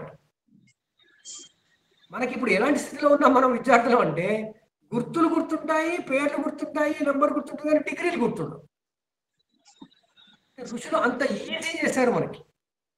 నేను ఇప్పుడు 90 డిగ్రీల నుంచి 120 డిగ్రీల వరకు ఏ రాసి ఉంది అని అనుకుంటే జ్ఞాపకం చేసుకోవాలి, లెక్క పెట్టుకోవాలి. వాళ్ళు అన్నారు లెక్క పెట్టుకోవడం మర్చిపో పక్కన పెట్టు, కర్కాటకం అనేసాడు. అందువల్ల కర్కాటకము అని నేను అనగానే మనకి అనుకోకుండా లోపల వృత్తంలో మన మనసులో వృత్తం ఉంటుంది, వృత్తంలో ఆ భాగం వచ్చేస్తుంది. ఏ భాగం అది? 90 డిగ్రీల నుంచి 120 డిగ్రీల వరకు ఉండే భాగం. చూడండి, మనకి కావలసిన గణిత సంబంధ సమాచారం, సంక్లిష్టంగా ఉండే గణిత సంబంధ సమాచారము సరళంగా మనకి అర్థమయ్యేందుకు ఋషులు చెప్పిన విధానం ఇది. సో మనకి కారకత్వాలలో రాసులకి స్వరూపాలు, రాసులకి ఉదయాలు, రాసుల వ్యాప్తి, రాశి చక్రంలో వ్యాప్తి అంటే స్ప్రెడ్ అంటాం, అవి మనం చెప్పుకున్నాం. మరి రాసుల్లో పాటు నక్షత్రాలు ఉన్నాయిగా వీటిలో. ఆ నక్షత్రాల గురించి మనం తెలుసుకున్నాం ఇంతకుముందు, పోయినసారి క్లాస్లో మనం చెప్పుకున్నాం. కానీ నక్షత్రాల వ్యాప్తి ఏంటి మరి? 13 డిగ్రీల 20 నిమిషాలకి ఒక నక్షత్రం, 3 డిగ్రీల 20 నిమిషాలకి ఒక పాదం, అంటే 4 3 20 అయితే ఒక 13 20, 2 13 20 మళ్ళీ ఒక 3 20 కలిస్తే 30. అది మేషరాశి అంట.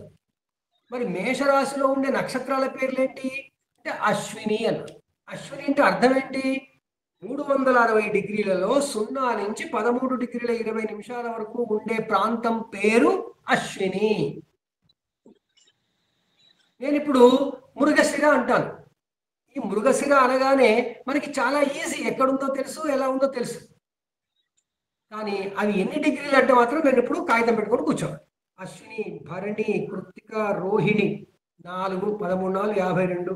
సో ఆ తర్వాత 60 డిగ్రీ, 53 డిగ్రీ, 50 డిగ్రీ ఏదో అంటాం అప్పుడు. అంటే డిగ్రీలు డీకోడ్ చేసుకోవడం కోసం మనం ఈ లెక్కలు పెట్టాల్సి వస్తుంది.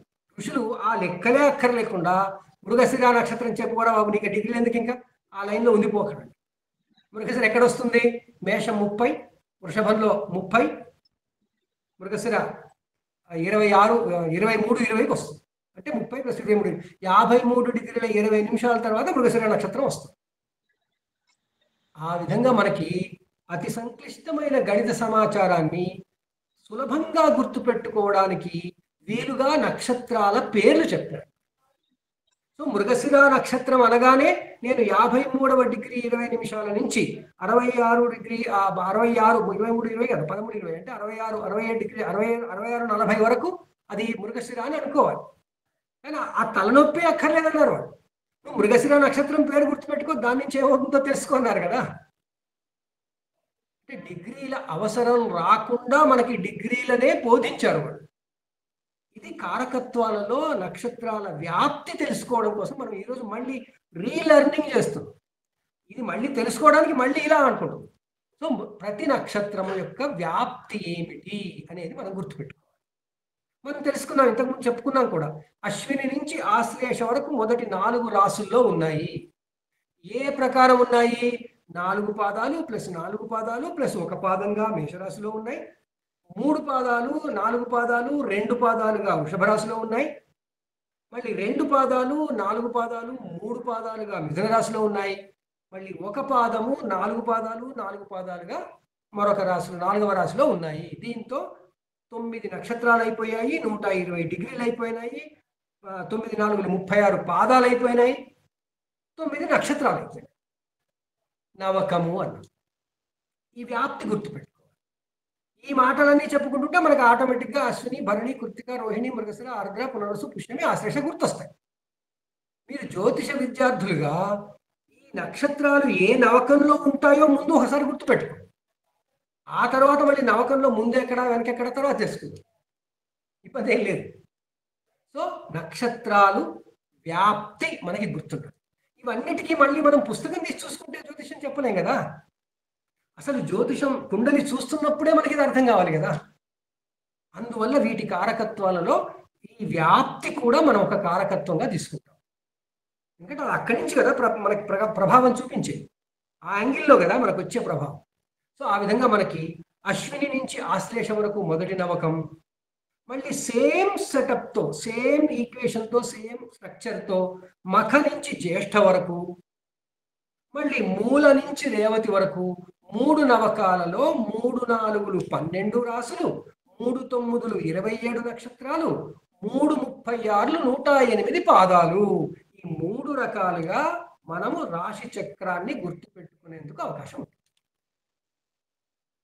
సో మనం ఇలా రాశి కారకత్వాలు అని చెప్పుకుంటూ వాటిలో స్వాభావికమైన రాశి కారకత్వాలలో రాసుల స్వరూపము, రాసుల ఉదయము, రాసుల వ్యాప్తి, రాసుల గుర్తులు, ఆకృతులు, దాంట్లో నక్షత్రముల వ్యాప్తి, ఈ 5 రకాలైనటువంటి కారకత్వాలను మనం చెప్తాం.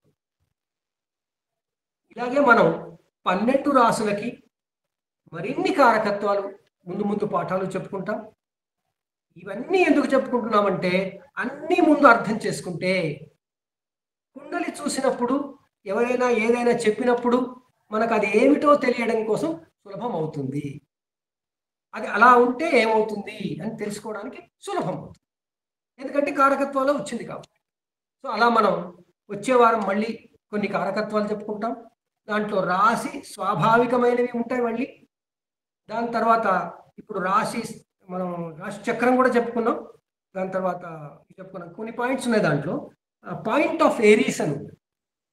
రాశి చక్రము 360 డిగ్రీలు ఎక్కడి నుంచి మొదలు పెట్టాలి? మొదలు పెట్టాలి అంటే ఆకాశంలో మనం వెళ్ళి స్కేల్ పద్ధతి అయితే ఏం కొలవలేం కదా. అందుకోసం ఋషులు ఏం చేశారు?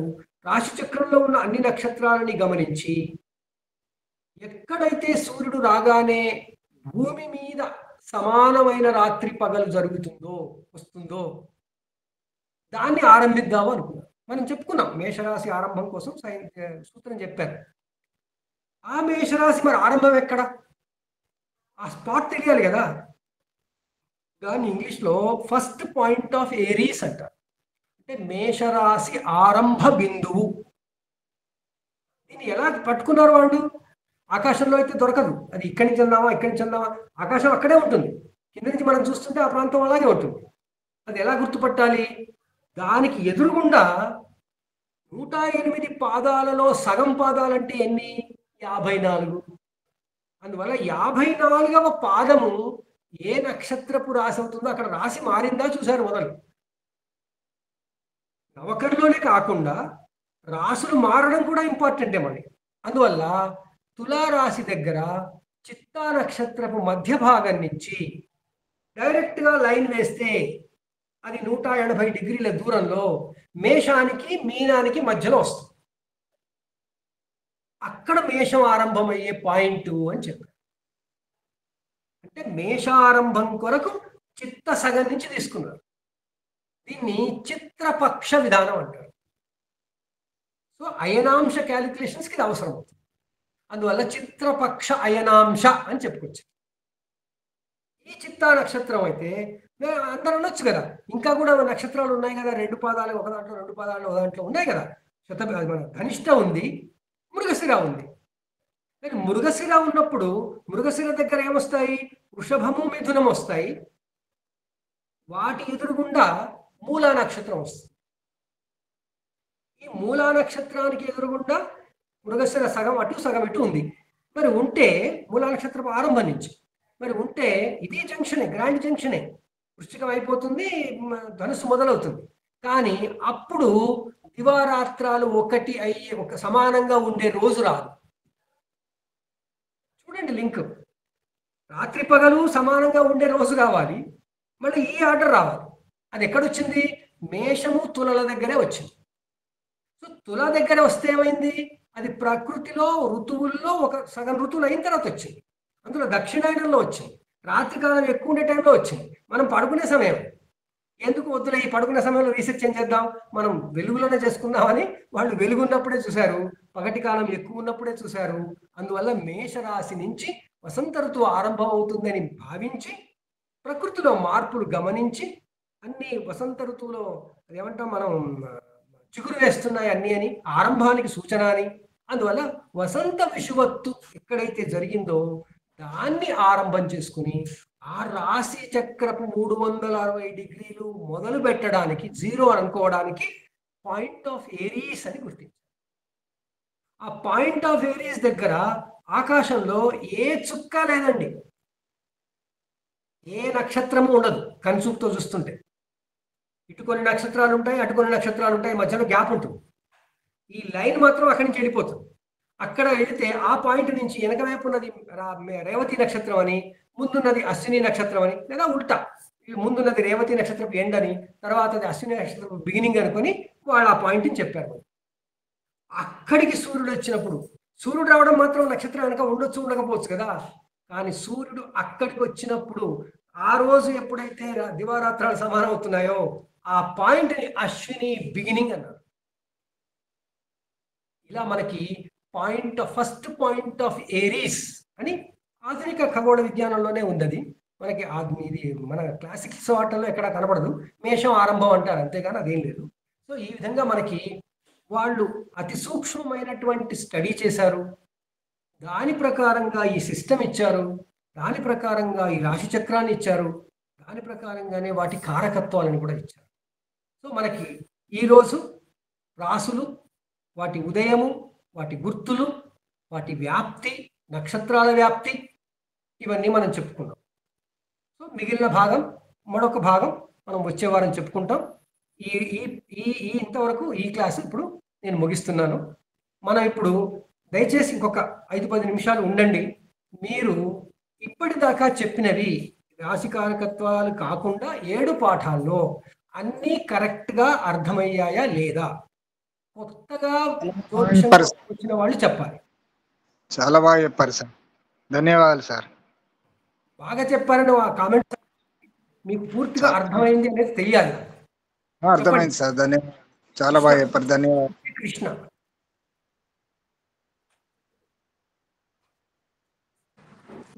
మనం కూడా పెట్టుకున్నాం. నమస్కారం గురుగారు. అంటే ఇవాళ చెప్పిన దానిలో నాకు ఒకటి కొంచెం అర్థం కాలేదు గురుగారు. మీరు హ్రస్వర అదే ఐ మీన్ తక్కువ గ్యాప్ ఉంటుంది, ఎక్కువ గ్యాప్ ఉంటుంది అన్నారు కదండి. అది 30 డిగ్రీలో ఉన్నప్పుడు అన్ని అది ఎందుకు అలా వచ్చిందండి? నాకు అది అంటే అన్నారు మనకి దీర్ఘ చతురస్రంలో తిరుగుతుంది అన్నారు, కానీ నాకు కరెక్ట్ గా అది అర్థం కాలేదండి. దీర్ఘ చతురస్రం కాదు, దీర్ఘ వృత్తం. సారీ, దీర్ఘ వృత్తం సార్. ఆ కోడిగుడ్డు ఆకారంలో తిరుగుతుంది. అవును సార్, అవును సార్. 360 డిగ్రీలని 30 చేసినప్పుడు సమానంగా అవుతాయి.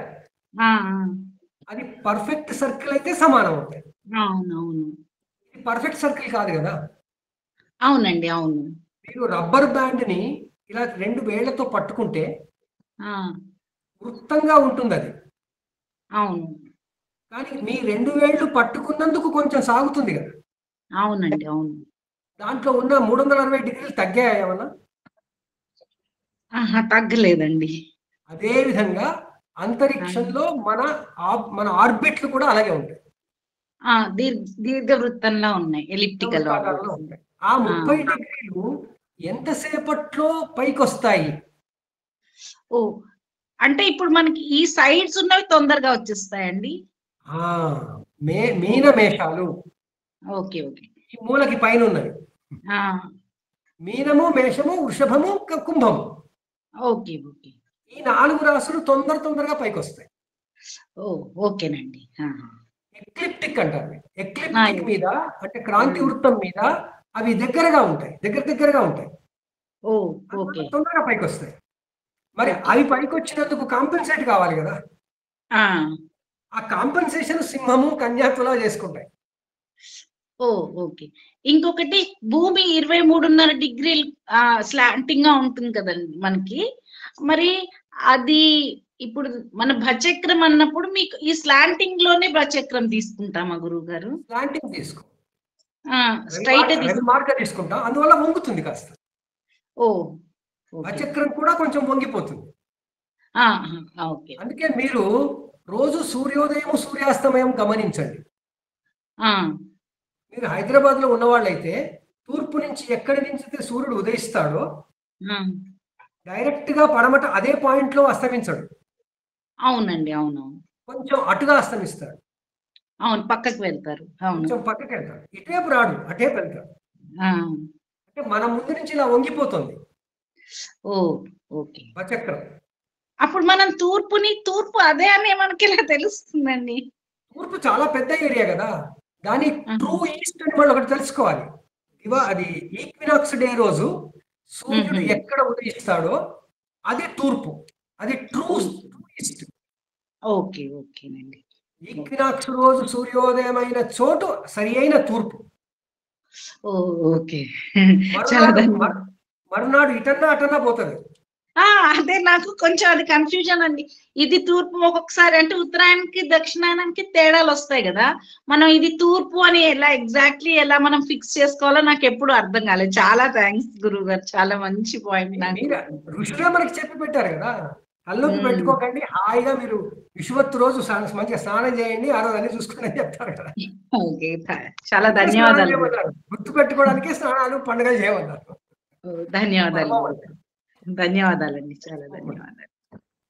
గురుగారు, ఇది రాసులు ఉదయించే విధానం అన్నారు కదా, దాంట్లో ఇది సింహము, కన్య, తుల, వృశ్చికము, తర్వాత ఇవి శీర్షోదయం అన్నారు, తర్వాత పుష్టోదయం అని అన్నారు. అంటే ఇది పైకి వచ్చేస్తే తొందరగా ఇవి వస్తాయి, తర్వాత పుష్టోదయం అంటే ఇవి దాని తర్వాత వెనక్కి వస్తాయినా? కాదు కాదు కాదు. ఆ రాశి ఒక మ్యాప్ అనుకుంటే ఆ రాశిలో ఎడమ వైపుది ముందుకు పైకి వస్తుందా, కుడి వైపుది పైకి వస్తుంది. ఓకే, అంటే ఇప్పుడు మీనం ఉభయోదయం అన్నారు కదా, అంటే రెండు వైపులా ఇలా పైకి వచ్చేస్తాయి. రెండు వైపులా ఇలా పైకి వచ్చేస్తుంది అంటే అది ఫస్ట్ వచ్చినట్ట? ఫస్ట్ వచ్చినట్టు కాదండి. మీకు ఒక పిక్చర్ కింద నుంచి పైకి ఒకటి వస్తుంది, కింద నుంచి పైకి వస్తుంది. మీరు జెరాక్స్ తీస్తుంటే జెరాక్స్ కాపీ ఎలా వస్తుంది మెషిన్ లోంచి? జెరాక్స్ కాపీ అన్ని వైపులా ఒకేసారి వస్తుంది కదా. అవును. కానీ జెరాక్స్ మెషిన్ లో అటు ఇటు అయితే ఒకవైపు ముందు ఈ భాగం వస్తుంది కదా, ఇంకో వైపు వస్తుంది కదా, వంకర వస్తుంది. అప్పుడు వంకర వచ్చినప్పుడు ఈ పేపర్ భాగం ముందు వచ్చిందా, ఈ పేపర్ భాగం ముందు వచ్చిందా? ముందుది మన కుడి చేతి వైపు ముందు వస్తే ఫ్రంట్ ఇది ముందు వచ్చింది అంటాం, అది వస్తే వెనక్కి వచ్చింది అంటాం కదా. అట్లాగే ఆకాశంలో తూర్పు క్షితిజం దగ్గర ఈ రాశి ఉదయిస్తున్నప్పుడు ఆ రాశి మొత్తం ఒక ఒక ఒక సమాంతరంగా అనుకుంటే వెనుక భాగం ముందు వస్తుందా, ముందు భాగం ముందు వస్తుంది? వెనుక భాగమే ముందు వస్తుంది. వెనుక భాగం ముందు వస్తే పృష్ఠోదయం, ముందు భాగం ముందు వస్తే శీర్షోదయం. మీరు ఆ రాసులు ఉదయిస్తున్నప్పుడు చూడండి. మీరు ఇంటర్నెట్ లో ఈ పృష్ఠోదయ రాసులు ఉదయించడం చూపిస్తుంది. ఓకే, అదొకటి. నేను ఈ రోజే జాయిన్ అవ్వాను, ఫస్ట్ సెకండ్ క్లాసెస్ విన్నాను, కొంచెం అక్కడక్కడ బౌన్స్ అవుతుంది నాకు, అంత నిదానంగా అర్థం చేసుకుంటాను. ఏమైనా డౌట్ ఉంటే కాల్ చేస్తాను. ఇంకా నమస్కారం గురుగారు. చెప్పండి. ఇప్పుడు మనకి tropic of cancer, tropic of capricorn మధ్యలో ఉన్న ఈ భూభాగం పైన ఉన్న ఆకాశాన్ని మనం బచక్రం అనుకోవచ్చు కదండి. కరెక్ట్. అయితే ఆ బచక్రంలో ఉన్న ఏరియా వరకే ఆ రాసుల యొక్క ఎఫెక్ట్ ఉంటుందంటారా? ఎఫెక్ట్ అన్నిటా ఉంటుంది. ఓకే, మనం మెజర్ చేయడానికి బేస్ తీసుకున్నాం. ఓకే, బేసిక్ అది బేస్ తీసుకున్నాం. ఓకే. ట్రాపిక్ ఆఫ్ క్యాన్సర్ ఉంది కదా సార్. అవునండి గురుగారు, అది ఉజ్జయిని దగ్గర ఉంది. అవునండి. అలాగని ఢిల్లీలో ఉన్న వాళ్ళకి ఇది కనపడదా? అదే ఢిల్లీలో ఉన్న వాళ్ళకి ఇట్లా కనపడుతుంది కదా ఎదురుగా. అవునవును. అదే మీరు అంటే బచక్రంలో రాసులు ఉదయించడం ఇదంతా అంటున్నారు కదా, అయితే ఆ బచక్రంలో ఉన్న ఏరియాకి ఆ బెల్ట్ లో ఉన్న వాటినే బేస్ చేసుకున్నాం. ఓకే. ఆ బెల్ట్ లో ఇప్పుడు మేషరాశి బెల్ట్ ఏరియా వచ్చింది అనుకోండి, ఆ మేషరాశి ఏరియా బచక్రంలో ఎంతైతే ఉందో ఆ ఏరియాని మనం ఎక్స్టెన్షన్ చేసుకొని ఆ పార్ట్ ఆకాశం అంతా మేషరాశి అన్నాం. ఓకే, అర్థమైంది గురువు. ఆ పార్ట్ నుంచి వచ్చేదంతా మేషరాశి ప్రభావమే. అర్థమైంది. బచక్రంలో ఉంది కదా అని అది వచ్చినప్పుడే కాదు. ఓకే, ధన్యవాదాలు. కాన్సెప్ట్ తోనే మనం జ్యోతిషాన్ని మిస్అండర్స్టాండ్ చేసుకుంటాం. అసలు నక్షత్రమే ఒకటి కాదు కదా, నక్షత్రమే నక్షత్రం అనేది భాగం, అవును, మండలం, ఒక భాగం, ఒక పార్ట్ ఆఫ్ స్కై, ఒక భాగం. అవునవును, స్కై రావాలి పైకి మొత్తం, దాని ప్రభావం అంతా మన మీద పడుతుంది. ఓకే. అది మన దగ్గర నుంచి అంతరిక్షం దాకా, అది అనంతం దాకా, మధ్యలో ఉన్న చుక్కలన్నీ శక్తులన్నీ రాసే అదే ఆ నక్షత్రమే. థ్యాంక్ యూ గురువు గారు. అది రావాలి, ఆ క్లారిటీ రావాలి. థ్యాంక్ యూ అండి. గురుగారు, కొత్త వాళ్ళు జ్యోతిషం కరెక్ట్ గా అర్థం అవుతుందా లేదా చెప్పండి. గురుగారు, ఇప్పుడు మనకి అంటే పైన ఇప్పుడు కొన్ని షార్ట్ రాసులు అవి పైన ఒకటి కింద ఒకటి వేరుగా ఉంటాయండి, వాటి స్పాన్. నోట్స్ చదవండి అమ్మా, ఏ రాసు దీర్ఘరాశులు చదవండి. అది చదివాను గురుగారు. అక్కడ కింద కొంచెం తక్కువ, అంటే ఇటువైపు తక్కువ ఉంటుంది దక్షిణార్థం గోళంలో అని అలానే అర్థమైంది నాకు. తక్కువ కాదు, కనపడే విధానం. అదే ఇప్పుడు మీరు ఉత్తరం వైపు భూమి ఉంటే ఉత్తరం వైపు ఉన్నవే కనపడతాయి కదా ఎక్కువ. ఆ, అవునండి. అందువల్ల ఉత్తరార్ధగోళంలో ఉన్నప్పుడు కర్కాటకం కనపడుతుంది, ఆ, దక్షిణార్ధగోళం పోయినప్పుడు మకరం కనపడుతుంది. ఓ, ఓకే. కర్కాటకానికి ఎదురుకుండా మకరం. ఓ, అంటే మనకి అది తేడా అక్కడ మనకి తెలిసిపోతుంది ఒకటే టైంకి. కొంచెం ఇక్కడ తేడా. ఒకటి, కొంచెం తేడా, ఎక్కువ తేడా కాదు. మనకి తేడా ఎక్కువ ఉండదు, భూమధ్య రేఖ దగ్గర వాళ్ళకి రెండు కనపడుతుంటాయి. అంటే ఒకవేళ ఎవరైనా అక్కడికి ఇక్కడికి మనం ప్రయాణం చేయగలిగితే ఒకటే టైంకి ఇటువైపు అయితే కర్కాటకం కనిపిస్తుంది, ఇటువైపు అయితే మకరం కనిపిస్తుంది. మకరం కరెక్ట్. ఓకేనండి, థ్యాంక్ యూ.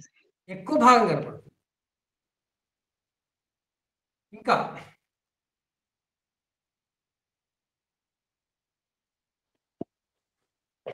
గురుగారు నమస్కారం అండి. నా పేరు రాంప్రసాద్, నేను అమెరికా నుంచి కాల్ చేస్తున్నాను.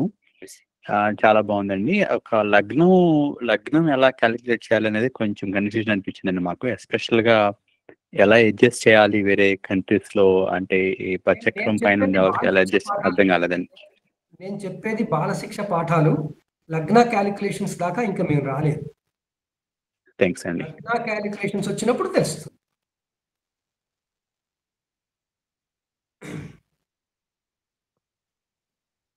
మనం బేసిక్స్ చెప్పుకుంటున్నాం.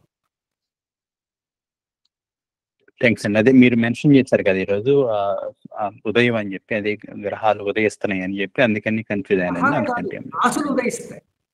రాత్రులు ఉదయిస్తున్నది అదే.